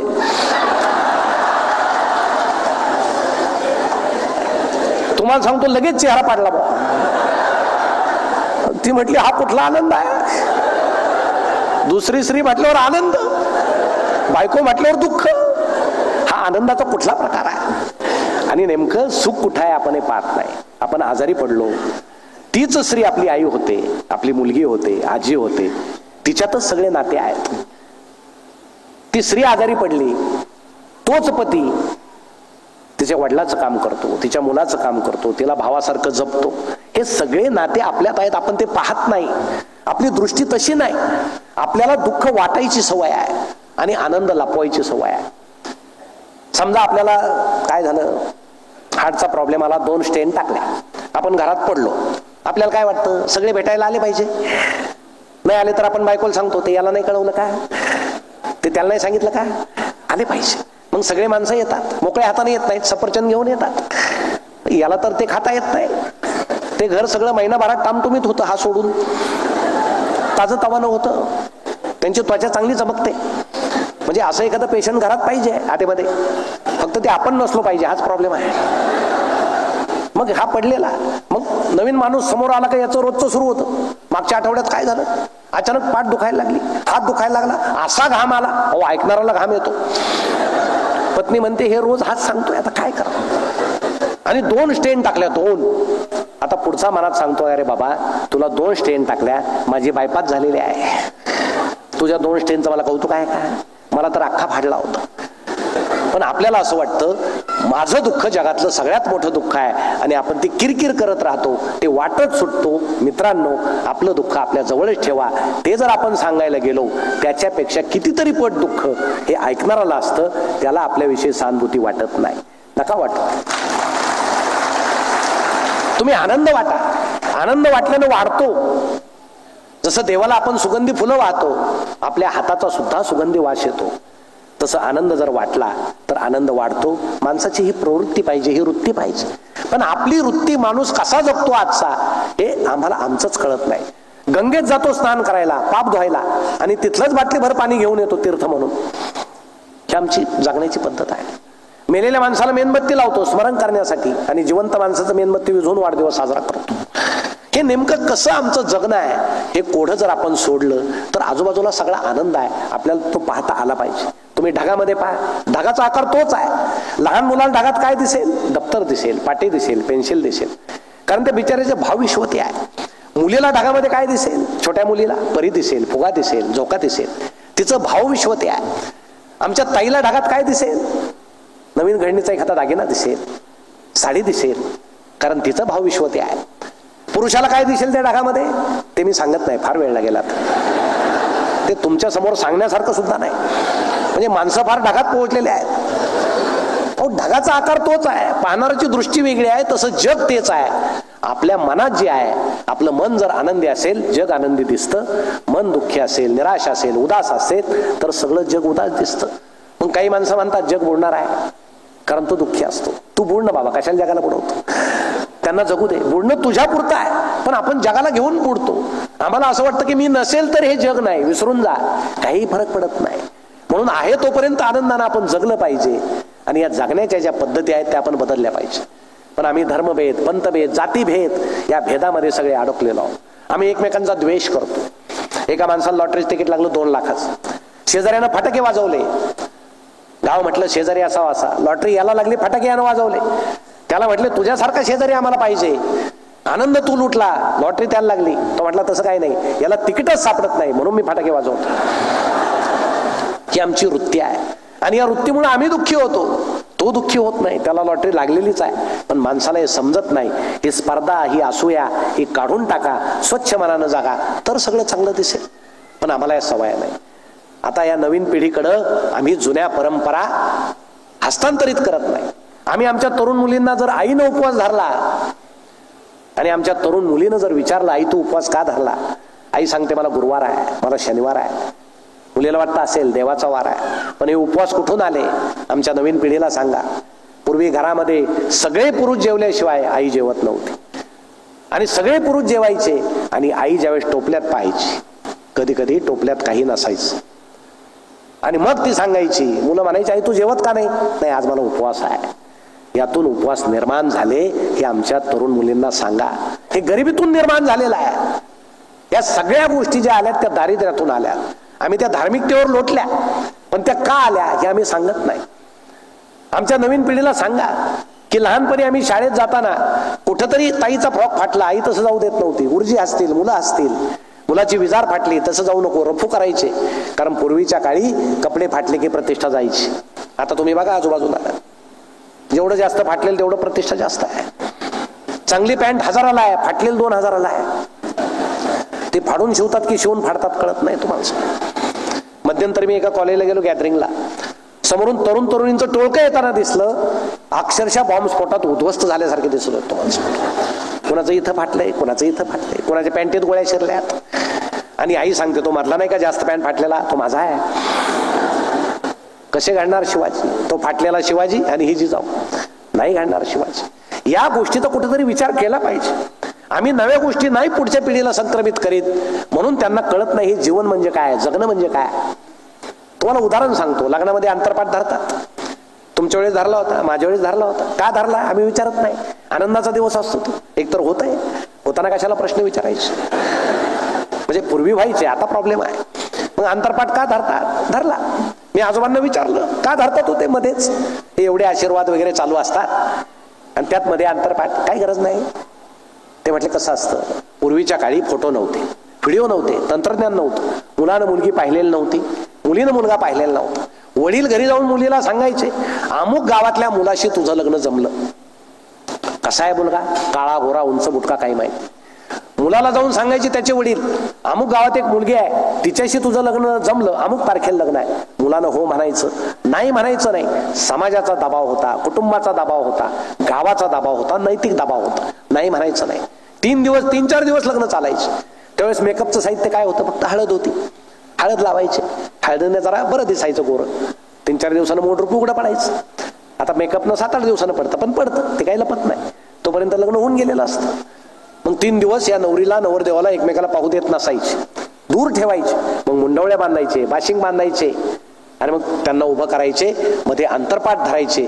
याला उत्सुकता, तिला उत्सुकता, मध्ये अंतरपाठ धरलाय, कोण आहे, मंगलाष्टक सुरू व्हायचे. पूर्वीचे मंगलाष्टक असे माईकवर नव्हते. अचानक गर्दीतले 2 वृद्ध माणसं उठायचे, एका स्वरात मोठ्यानं मंगलाष्टक म्हणायचे, माईक पेक्षा मोठा आवाज. त्यांचं झालं की गर्दीतून दुसरा उठायचा. एखादी ताई उठायची, एखादी आजी उठायची. मंडपभर पवित्र वातावरण असायचं. शेवटचं मंगलाष्टक संपलं, अक्षदा पडायच्या आणि अंतरपाठ खाली व्हायचा. मग हार घालताना हे एकमेकाला पाहायचे. ती म्हणायची अरे हाय काय असं, आता पदरी पडलं पवित्र झालं, काय करता. तोही म्हणायचा तू हे काय, मला शंका होतीच ही असेल. इलाज नाही, लग्न होऊन गेलेलं असायचं. आता काय, आता लग्न जमल्याबरोबर तो व्हिडिओग्राफर घरी येतो. नवरा नवरीला सांगतो काय प्री वेडिंग करू, चला निसर्गात जाऊ. डोंगरावर जातात, तो सांगतो लोळा गावतात, हे 2 लावतो. व्हिडिओवाला लोळतो त्यांच्याबरोबर. धबधब्यात पाय सोडून बसा, बसले. खांद्याला खांदा लावा, लावला. डोक्याला डोकं लावा, लावलं. कोल्ड्रिंकची बाटली आणा, त्या दिवशी एकच बाटली शिल्लक असते. एक बाटली त्यात 2 नळ्या, ओढा ओढा ओढा. कधी कधी ती फुंकते, हे ओढतं. स्त्रिया चतुर असतात, ते त्याच वेळेस ओळखतात सगळा संसार हाच ओढणार आहे, आपल्याला अडचण नाही. आणि मग ते प्री वेडिंग असं मांडवामध्ये सुरू आहे. आता ते सेन्सॉर करायची वेळ आली आहे, त्याला सर्टिफिकेट द्यावं लागेल आता, ABC. इतकं ते हद्द ओलांडली आहे त्यानं. लग्नासारख्या पवित्र मांडवात ते प्री वेडिंग सुरू आहे. लोक चवीनं ते पाहतात, नावं ठेवतात, निंदा करतात, नालस्ती करतात. आणि इकडं अंतरपाठवाले ताणून अंतरपाठ धरतायत. कशाला धरतो बाबा? महिना झाला बोंबलत फिरताय, तू कशाला अंतरपाठ?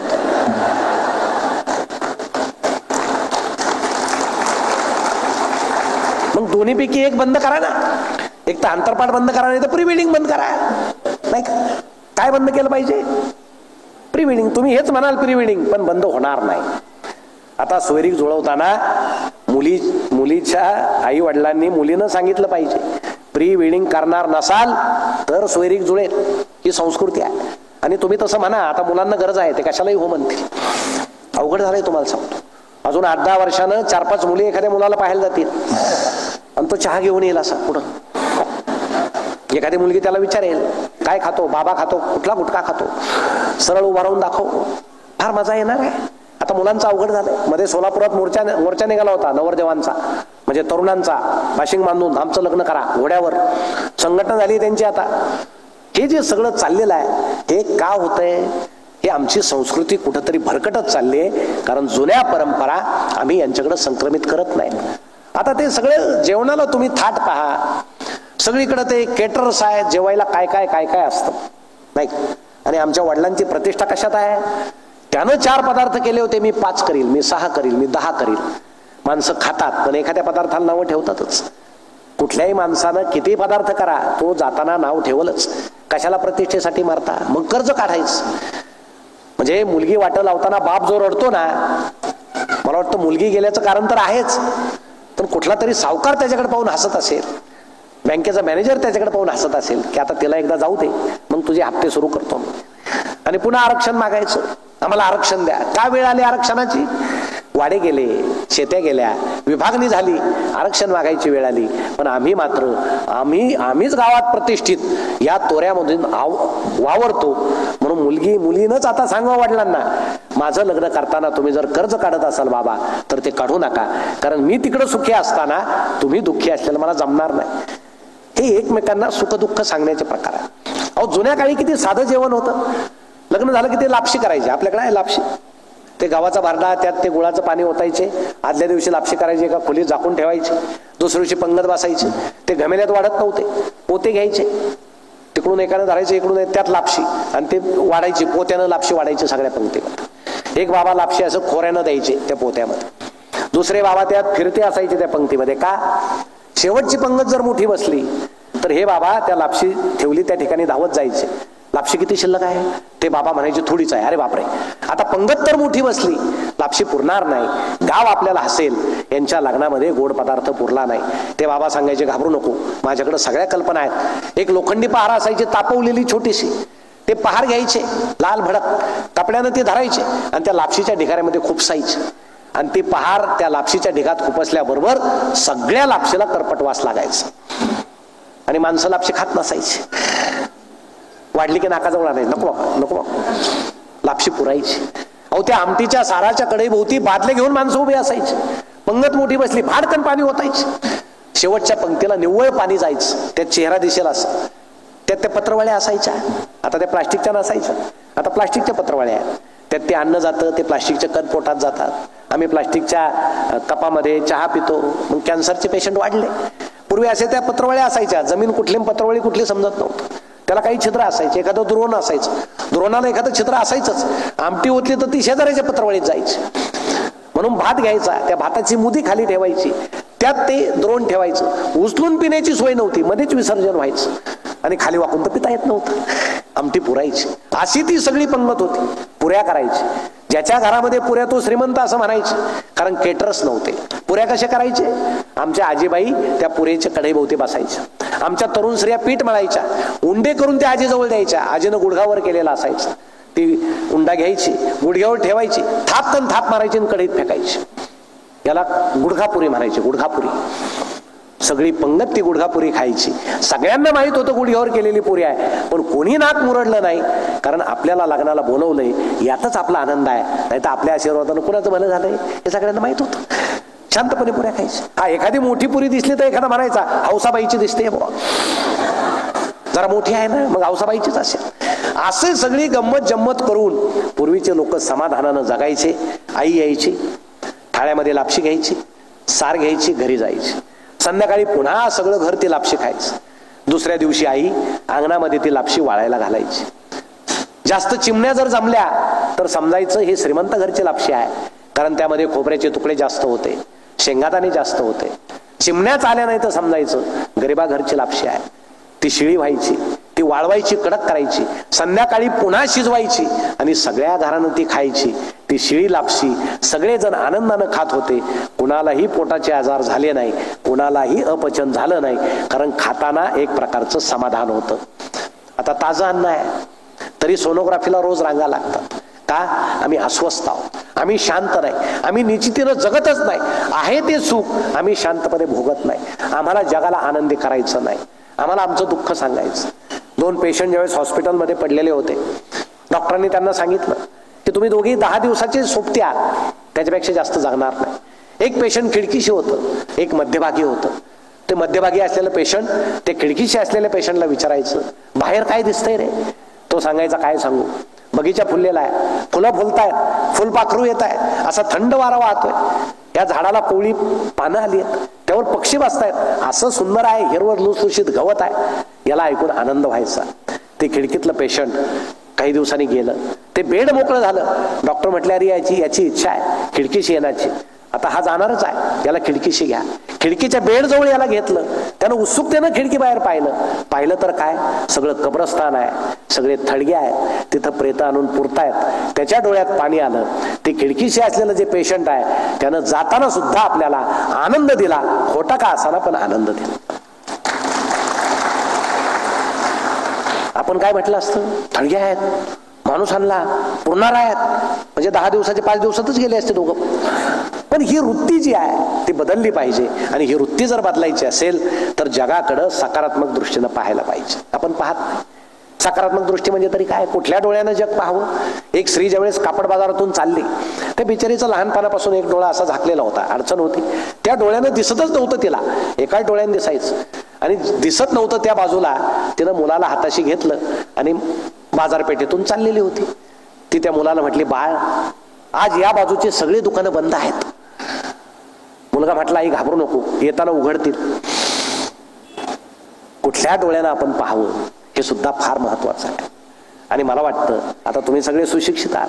आता अडचण आहे काय, काही कॉलेजमध्ये गेलं विनोद, काही मुलं हसत नाही, मुली हसत नाही, ते असे सुन्नपणे पाहतात. मी ओळखतो, हे मोबाईलमध्ये जास्त पाहतात.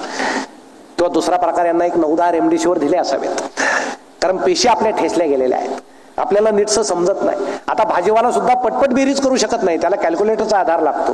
त्याची बेरजेची पेशी आता मेलेली आहे. आम्ही तंत्रज्ञानाच्या आहारी गेलेलो आहोत. तंत्रज्ञान आमच्यावर स्वार झालेला आहे, जे आम्ही त्याच्यावर स्वार झालं पाहिजे. परंतु जगामधला आनंद मात्र जो पूर्वी होता, ही सगळी पिढी वाचनावर मोठी झालेली आहे. पूर्वी मोबाईल नव्हते, काही नव्हतं, पुस्तकं काय आनंद देत नव्हते. आत्रे होते, देशपांडे होते, खांडेकर होते, कोलटकर होते, राम गणेश गडकरी तर बोलता बोलता विनोद करायचे. तुम्हाला सांगतो, एकदा त्यांच्या भावाच्या उशीखाली विंचू निघाला. तो सकाळी उठला, भाऊ घाबरला, म्हणे माझ्या डोक्याखाली विंचू निघाला. गडकरी म्हटले, दगडाखाली दुसरं काय निघणार आहे? तो हसला, गडकरी हसले, दुःख निघून गेलं, वेदना निघून गेली. एका साहित्यिकावर त्यांनी काहीतरी लिहिलं, साहित्यिक संतापला. दुसऱ्या दिवशी मॉर्निंग वॉकला भेटले ते. मग गडकरी त्यांना म्हटले, नमस्कार. साहित्यिक म्हटले, मी मूर्खाशी बोलत नाही. गडकरी म्हटले, मी बोलतो ना. छोटे छोटे विनोद होते, आनंद होता, आणि माणसं या आनंदामध्ये न्हाऊन निघायची. आमचे छोटे मुलं हिसाब नीती वाचायची, चांदोबा वाचायची, त्यातून त्यांच्यावर संस्कार व्हायचे. आता होत नाही असं मी म्हणत नाही, पण आमची जुनी पिढी जे म्हणते नवीन पिढी बिघडलेली आहे, माझं मत तसं नाही. ही नवीन पिढी समृद्ध आहे. मोबाईलचा चांगला वापर केला तर ती अजून समृद्ध होणार आहे. तिला चांगलं भविष्य आहे, भवितव्य आहे, म्हणून ती आनंदात आहे. आता आमचे जुने लोक काही काय म्हणतात, जे जसं उतरणीला लागतात, वृद्ध माणसाला कुठं आनंद आहे? आता माणसाचं जसं वय होत जाईल त्याला काय वाटतं, माझ्याकडे घरातले दुर्लक्ष करतायत, सून माझ्याकडे पाहत नाही, मुलगा माझ्याकडे पाहत नाही. पण माझ्या वृद्ध ज्येष्ठ मित्रांना मी सांगतो, जसं वय होत जाईल आपण वागण्याची पद्धत बदलली पाहिजे. आपण आयुष्यभर त्या घराचे कर्ते होतो, आता कर्ते पण सोडून द्या, मुलाकडे द्या. तुम्ही आता बाजूला व्हा, शांतपणे जागा. तुम्ही एका चित्रपटाचे नायक होते, आता प्रेक्षक व्हा, प्रेक्षक म्हणून जागा, शांतपणे जागा. जेवढं शांतपणे जगाल तेवढा तुम्हाला आनंद मिळेल. आता समजा ब्लॅक अँड व्हाईट टीव्ही आहे घरामध्ये, तुम्ही घेतल्या, तो मुलानं विकला, तुम्हाला विचारलंच नाही, विकला. कुणाच्या सांगण्यामुळे विकला तुम्हाला माहित आहे? काही बोलायचं नाही. नवीन टीव्ही आला रंगीत मोठा, मुलाला आणि सुनेला बोलून घ्यायचं, त्या दोघांनाही सांगायचं तुम्हाला माझी किती काळजी आहे, मला दिसायला कमी लागलं म्हणून तुम्ही जुना टीव्ही विकला आणि नवा टीव्ही आणला. त्यांना मनात लाज वाटेल की आम्ही बाबाला थोडंसं विचारायला पाहिजे होतं. खेड्यामध्ये दोन वृद्ध माणसं ज्या वेळेस बसले, एक जण दुसऱ्याला असं म्हटला, काय काळ बदललाय म्हणे, काय झालं? अहो माझी सून मला चहा देताना डोक्यावर पदरच घेत नाही. दुसरा म्हटला मला चहाच देत नाही. तुला पदराचं काय पडलंय का? आता पदर नसलेल्या साड्या यायला लागल्या, काय करायचं? गुपचूप घेत जा बाबा. ही बदललेली पद्धत आहे. जेवढं आपण जगणं वर्तन बदलू तेवढे आपण सुखी होत जाऊ. आणि एक सांगू का, निसर्ग आपल्या बरोबरीनं असतो. जसं आपलं वय होत जाईल आपल्याला ऐकायला कमी येतं, कारण काय, आपल्याविषयी कुणी चांगलं बोलत नसतं. म्हणून निसर्ग काय सांगतो, हळूहळू तुला ऐकायला कमी करतो, एक दिवस ठार बाहेर करून टाकतो.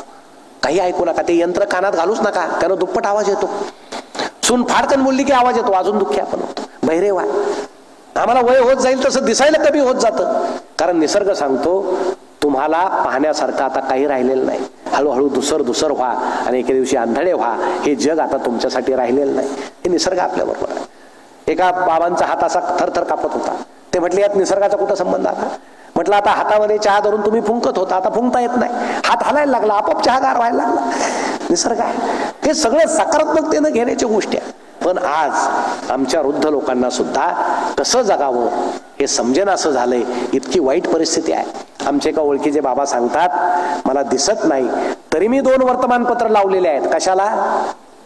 त्या पेपर देणाऱ्याला मी सकाळी सांगतो की बाबा तू दरवाजा वाजव आणि एवढंच बघ की आजही मी जिवंत आहे. अशी परिस्थिती आहे जगामध्ये. माणसं पंढरपूरला जातात, विठ्ठलाला जातात, रुक्मिणीला जातात, कितीतरी दान देतात. घरातले आई वडील उपाशी आहेत. तुम्ही असं जर कराल तर विठ्ठल तुमच्या डोक्यात वीट घालीन.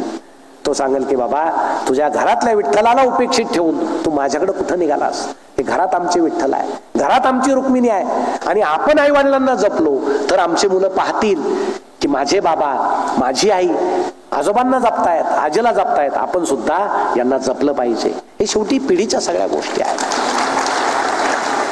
आणि हे सगळे आनंदाचं निधान आहे. हे आनंद मिळवण्याचे मार्ग आहे. त्याला कुठं दूर जावं लागत नाही, पैसा लागत नाही, पैशाची गरज नाही. एखाद्यानं 8 बेडरूमचा बंगला बांधला म्हणजे तो आनंदी झाला का? असं तर नाही ना. तो 10 ते 11 बेड एका बेडमध्ये झोपला, मग उठला धावत गेला, दुसऱ्या बेडमध्ये झोपला 11 ते 12, मग 12 ते 1 तिकडे झोपला. अहो झोप अशी बेडवर नसते, ती मनात असावी लागते, मनात. आमचा शेतकरी काम केलं की ढेकळा झोपलं की गोरू लागतो, कारण ते कष्टाचं आहे, घामाचं आहे, त्याला छान झोप लागते. झोप ही मनात असावी लागते. म्हणून आजचा माणूस फक्त सुखी आहे आणि जुनी माणसं समाधानी होते. सुखी असणं याचा संबंध शरीराशी आहे आणि समाधानी असणं याचा संबंध मनाशी आहे. पूर्वीचे लोक समाधानी होते. समोर पंचपक्वानाचं ताट आहे म्हणजे सुख आहे, पण ते पचत नाही म्हणजे समाधान नाही. झोपायला फोमची गादी आहे म्हणजे सुख आहे, पण त्यावर झोप लागत नाही म्हणजे समाधान नाही. जुना काळ जो समाधानाचा होता तो आता संपत आलाय. मला वाटतं आपण त्या काळाकडे आता वाटचाल केली पाहिजे आणि या नवीन पिढीला त्या गोष्टी सांगितल्या पाहिजे. अहो साधी गोष्ट आहे नमस्काराची. आमचे जुने लोक नमस्कार घालायचे, राम राम, तोंडात देवाचं नाव यायचं, गळ्यामध्ये उपरणं असायचं, तोच त्यांचा कमजा. मास्क. मोदी साहेब ज्यावेळेस परदेशात गेले, तिकडचे काही पंतप्रधान अध्यक्ष त्यांना म्हटले, अहो तुमच्या देशातले लोक किती हुशार, कोरोनाची साथ येण्याआधीपासूनच हातात हात मिळवत नाहीत, दुरून नमस्कार घालतात, त्यांच्या गळ्यामध्ये मास्क असतो. किती चांगली परंपरा आहे. परंतु मला अशी शंका आहे, काही देशामध्ये पहा नमस्काराच्या पद्धती कशा आहेत. काही जण गेले असतील दूरच्या देशात. काही देशामध्ये माणूस भेटला की नाकाला नाक लावतात, गालाला गाल घासतात, डोक्याला डोकं लावतात. आपली संस्कृती आणि परंपरा इतकी उज्ज्वल आहे. त्याच्या पलीकडे मला अशी शंका आहे की आमच्या जुन्या पिढीला माहित असावं आमची नवी पिढी काय लायकीची आहे, म्हणून ते सावध असावेत. त्यांनी दुरूनच नमस्कार सुरू केले. आपल्याकडे जर एखादी पाश्चिमात्य देशासारखी नमस्काराची पद्धत असती ना, काही माणसं घरीच गेली नसते. तुम्हाला सांगतो, ते दिवसभर रस्त्याने नमस्कार करतच फिरले असते. माणूस भेटला की लाव नाकाला नाक, लाव डोक्याला डोकं. विडी जमात आहे, प्रवाह पतित आहोत आम्ही. जसा प्रवाह येईल तसे आम्ही वाहत राहतो. मोबाईल वापरायचे, मोबाईलच वापरायचे. मजा करायची, मजाच करायची. भान नाही, जाण नाही. आणि म्हणून आमच्या ताईंनी ही संस्था जी स्थापन केली ती भानावर येण्यासाठी केली, जाण येण्यासाठी केली. यांचे जे वेगवेगळे प्रयोग आहेत हे समाजामध्ये, या गढूळ समाजात तुरटी फिरवण्याचं काम करतात. ही अतिशय आनंदाची गोष्ट आहे. म्हणून जाता जाता तुम्हाला एक सांगतो, आपण का वाचावं तेवढं उदाहरण सांगून मी थांबेन. कारण माझी परिस्थिती जरा बरी नाही. पण आता मीच सांगायचं की दुःख दुसऱ्याला सांगू नका, माझी ती अडचण झाली. कशाला सांगतोय म्हणाल, यांना साधी सर्दी झाली तरी सांगायला लागले. आनंद वाटला पाहिजे म्हणून दुःख आपल्याजवळ ठेवत जाईल बिचारी कधी ना कधी. नाही का वाचावं? आता मराठीचं इतकं सौंदर्य आहे. आमचे अनेक प्राध्यापक मंडळी इथं आहे. आता इंग्रजी आमच्या मुलाला आलीच पाहिजे, ठीक आहे, आली पाहिजे, नाही असं नाही. जागतिक भाषा आहे. भाषे वाचून काही अर्थ असं मला वाटत नाही. म्हणजे पूर्वी आमच्या एका गुरुजीला एकच शब्द माहित होता, गेट आउट. इंग्रजी शब्द एकच माहित होता, गेट आउट. त्यांनी तो वापरलाय का मुलावर, गेट आउट. ते बिचार बाहेर गेलं, उभं राहिलं रडत. गुरुजींना वाटलं याला आत बोलवलं पाहिजे. पण आता इंग्रजीतच हाकललंय तर इंग्रजीतच बोलवलं पाहिजे. बरं, इंग्रजी शब्द माहित नाही आत बोलवायला. मग ते त्या मुलाच्या मागे गेले, वर्गाकडे बोट करत करत म्हणाले मोठ्यानं, गेट आउट. वर्ग वर्गात आलं. भाषे वाचून काही अडत नाही तुम्हाला सांगतो. भाषा हा फक्त संकेत आहे. आमचे नवीन मुलं मोबाईलवर पहा, ते पूर्ण लिहित सुद्धा नाही. आखुडीकरण झालेलं आहे भाषेचं. प्लीज पूर्ण स्पेलिंग नाही लिहित. PLS, okay, K, I love you सुद्धा लिहित नाहीत पूर्ण. तेवढं म्हणता म्हणता पुढची निघून गेली तर काय घ्या. म्हणून मी 3च अक्षर ILU, तिकडून नो हसत निघाला. किती छान आहे. आत काय घडतंय काही कळायला मार्ग नाही. भाषेचं आखुडीकरण झालं. पण आम्ही इथं मराठी विसरत चाललो. मराठीला अभिजात भाषेचा दर्जा मिळाला. मला वाटतं दादांचा सुद्धा त्यात मोठा वाटा आहे. मराठी भाषेचा दर्जा देण्यामध्ये या सरकारनं जो दर्जा आपल्याला दिला त्यात त्यांचा फार मोठा वाटा. अर्थात त्यातल्या 50% लोकांना अजून माहित नसेल काय भानगड आहे. पण चला असू द्यावं, ते विषय वेगळा आहे. दर्जा दिला म्हणजे काय झालं, आता मराठीचं काय होणार आहे तो विषय वेगळा आहे. परंतु मराठी आणि इंग्रजीच्या या गोष्टीमध्ये आपल्या भाषेमुळे आपलं व्यक्तिमत्व घडतं. मातृभाषेमुळं. इंग्रजीचा आम्हाला इतका हव्यास आहे. एक पालक एका इंग्रजी सरांना म्हटले, माझ्या मुलाच्या उच्चाराकडे जरा लक्ष द्या. त्यामुळे ठीक आहे. वर्गात त्या मुलाला उभं केलं सरांनी. म्हटले, म्हण रे बाळ इलेक्ट्रिसिटी. पोरगं म्हटलं इलेक्ट्रिसिटी. सर म्हटले, तुझे वडील बरोबर म्हटले का नाही, तुझे उच्चार चुकीचे आहे. इलेक्ट्रिसिटी आहे. पोरगं म्हणायचं इलेक्ट्रिसिटी. तासभर हाच खेळ सुरू होता. तुम्हाला सांगतो, पिरियड संपल्यावर सर त्याच्या नादानं इलेक्ट्रिसिटी म्हणायला लागले. संध्याकाळी घराकडे निघाले. चौकात त्याचे वडील भेटले. तुम्ही म्हटले ते बरोबर आहे. म्हणे काय झालं, मुलगा इलेक्ट्रिसिटीला इलेक्ट्रिसिटी म्हणतो. वडील म्हटले, जाऊ द्या सर, त्याच्या बुद्धीची कॅपॅसिटीच तेवढी आहे. सरांना तर धक्काच बसला. यांच्या घरात टीटीचे इंजेक्शन जास्त दिलेले दिसतात. दुसऱ्या दिवशी सर निघाले शाळेमध्ये. आजोबा ओट्यावर बसलेले. म्हणे, आजोबा तुमच्या घराचं इंग्रजीचं काही कळत नाही. म्हणे, काय आलं. अहो, तुमचा नातू इलेक्ट्रिसिटीला इलेक्ट्रिसिटी म्हणतो, त्याचे वडील कॅपॅसिटीला कॅपॅसिटी म्हणतात. काय म्हणत आहे. आजोबा म्हटलं, सर इकडे आहे. सरांच्या कानात म्हटले, आहे ते बरं आहे, कृपया या प्रकारची पब्लिसिटी कुठं करू नका. अशी इंग्रजीची अवस्था आहे. पण आता करणार काय. मग आमच्या मराठी भाषेचं सौंदर्य आम्हाला माहितच नाही. किती छान भाषा आहे. एका प्रत्येक त्या शब्दामागे एक सौंदर्य आहे, मजा आहे. सागुती शब्द आहे. सागुती माहित आहे तुम्हाला. सागुती म्हणजे कंदुरी. म्हणजे आपण देवाला बकरा कापतो, जो भाग खायचा नाही तो देवाला ठेवतो, खायचा तो आपल्याला ठेवतो. एक बकरा कापतो, सगळं गाव बोलवतो. पुढं काय होतं तुम्हाला माहित आहे. त्याला सागुती म्हणतात. आता सागुती शब्द कुठून आला. सहागुती म्हणजे सागुती. त्या कटामध्ये 6 जण गुंतलेले असतात. बकरा पाळणारा, बकरा घेणारा, तो नेणारा, कापणारा, खाणारा, शिजवणारा, हे 6 जण त्यात असतात. म्हणून सागुती शब्द झाला. हे मराठी भाषेचं हे फार. पण आपण मराठी छान बोलतो, त्यात इंग्रजीचा हव्यास आहे. माझ्या केसाची हेअरस्टाईल चांगली आहे. केस आणि हेअर एकच आहे ना. मी एके ठिकाणी सर असं पाहिलं, मुलींची कन्या शाळा. आता मुलींच्या म्हणण्यावर कन्या शाळाच असेल ना, किंवा कन्याशाळा म्हटलं, काही जण म्हणतात मी आज आहे ना सकाळीच मॉर्निंग वॉकला गेलो, सकाळीच. काय संध्याकाळी जातात का मॉर्निंग वॉकला? ते इतकं सगळं मजेशीर आहे, आमच्या लक्षात सुद्धा येत नाही. पण भाषा हे संकेताचा विषय आहे, त्यात व्याकरण पाहू नये. कदम सरीत आहेत म्हणून सांगतो. ज्यावेळेस पूर्वी मोबाईल नसताना एका प्राध्यापकाचं लग्न झालं नवीन, त्याला बायकोनं पत्र पाठवलं, प्रेमपत्र माहेराहून, आनंदानं पाठवलं. सरांनी ते उघडलं, त्यांनी पाहिलं प्रियेची वेलांटी चुकलेली होती. त्यांनी लाल पेन घेतला, आळं मारलं, सगळं पत्र वाचलं, एवढ्या व्याकरणाच्या चुका, सगळे आळे मारले. खाली असं लिहिलं, चुकलेला प्रत्येक शब्द 3दा दुरुस्त करून पाठवावा. पत्र पुन्हा लखोट्यात घातलं, पाठवून दिलं बायकोला. बायकोला वाटलं अरे वा, सरांचं पत्र लवकर आलं, त्या मानानं प्रतिसाद. त्यांनी उघडलं, सगळं रक्तबंबाळ लाल पत्र. ते एवढंच म्हटल्या, आमच्या यांच्यामध्ये व्याकरण आहे पण अंतकरण नाही. आणि मला वाटतं भाषेचा संबंध हा अंतकरणाशी असतो, व्याकरणाशी नसतो. म्हणून आमच्या मराठी भाषेचं हे सौंदर्य आहे. अहो तुम्ही एक एक वाक्प्रचार पहा. झाकली मूठ 1.25 लाखाची, कुठून आला वाक्प्रचार? एका मंदिरामध्ये एक पुजारी होता, त्याला समजलं महाराज येणार आहेत दर्शनाला.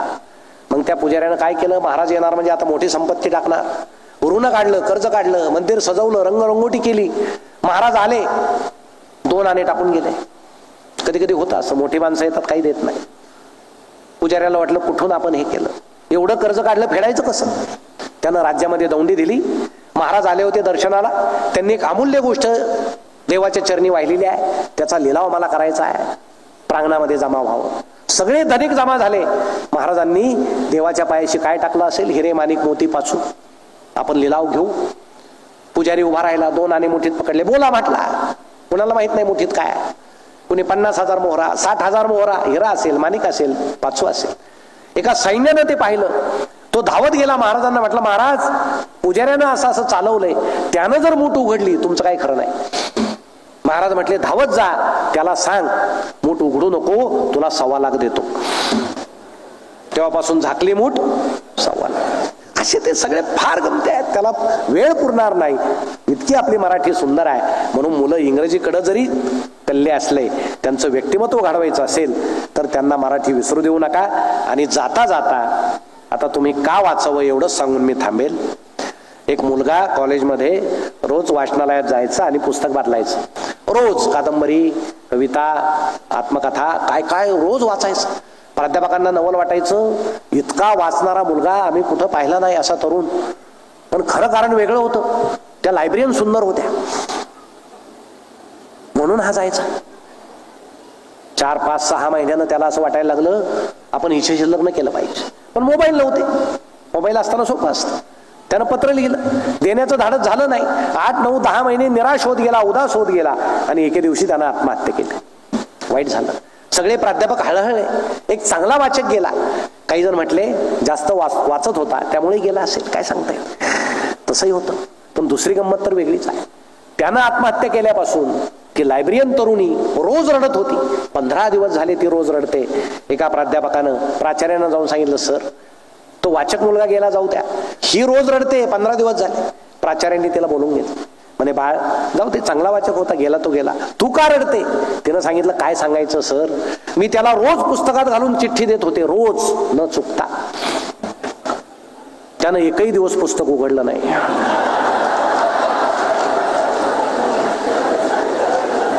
उघडलं असतं तर वाचलं असतं की नाही. मला वाटतं तेव्हापासून ती म्हण आली असावी, वाचाल तर.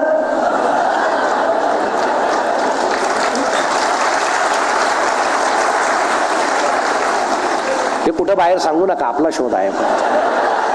आता तुम्हाला सांगतो, आमचे काही जुने माणसं घरी जाऊन जुन्या काळी मिळालेले पुस्तकं उचकतील रात्रीच्या वेळेस. लक्ष ठेवा तुम्ही, ते असं पाहतील काही मिस झालंय का जुन्या काळी आपल्याकडून. गमती आहे म्हणून वाचावं. आनंद इकडे तिकडे नाही, मी सांगितला म्हणून नाही, तो आपल्या आजूबाजूला आहे, आपल्या मानसिकतेवर आहे, आपल्या मनावर आहे. कुणाला माहित, जगामध्ये एकच रहस्य आहे, मृत्यू. तो आपल्याला माहित नाही, ते सुद्धा एक आनंदाचाच विषय आहे. मृत्यू माहित असता तर माणसं खुर्डत खुर्डत जगले असते. म्हणून या निसर्गानं सोय केली, तू कधीही मरू शकतो, पण ते मरण्याच्या आधी मी तुला जे जगणं दिलंय ते जगणं तू इतकं आनंदी घाल की तुझ्या आनंदामुळं इतर सुद्धा आनंदी होतील. आणि मला वाटतं की व्याख्यानमाला हे सुद्धा एक आनंदाचंच कारण आहे, आनंद देणारं ठिकाण आहे. म्हणून मी पुन्हा एकदा या NGO संस्थेला मनापासून शुभेच्छा देतो. आणि मला माफ करा, आज म्हणजे आवाजाचा विषय नव्हताच, कारण हा काही गायनाचा कार्यक्रम नाही, त्यामुळं गायनाचा असतं तर अडचण आली असती. कारण गायकाचा आवाज चांगला असावा, वक्त्याचा आवाज चांगला असावा. वक्ता मुळात तो प्रेक्षणीयही नसतो, तो श्रवणी असतो. पण श्रवणी असताना सुद्धा जर तुम्हाला काही अडचण आली असेल तर माफ करा. पुन्हा सर्वांना आनंदासाठी शुभेच्छा देऊन मी थांबतो.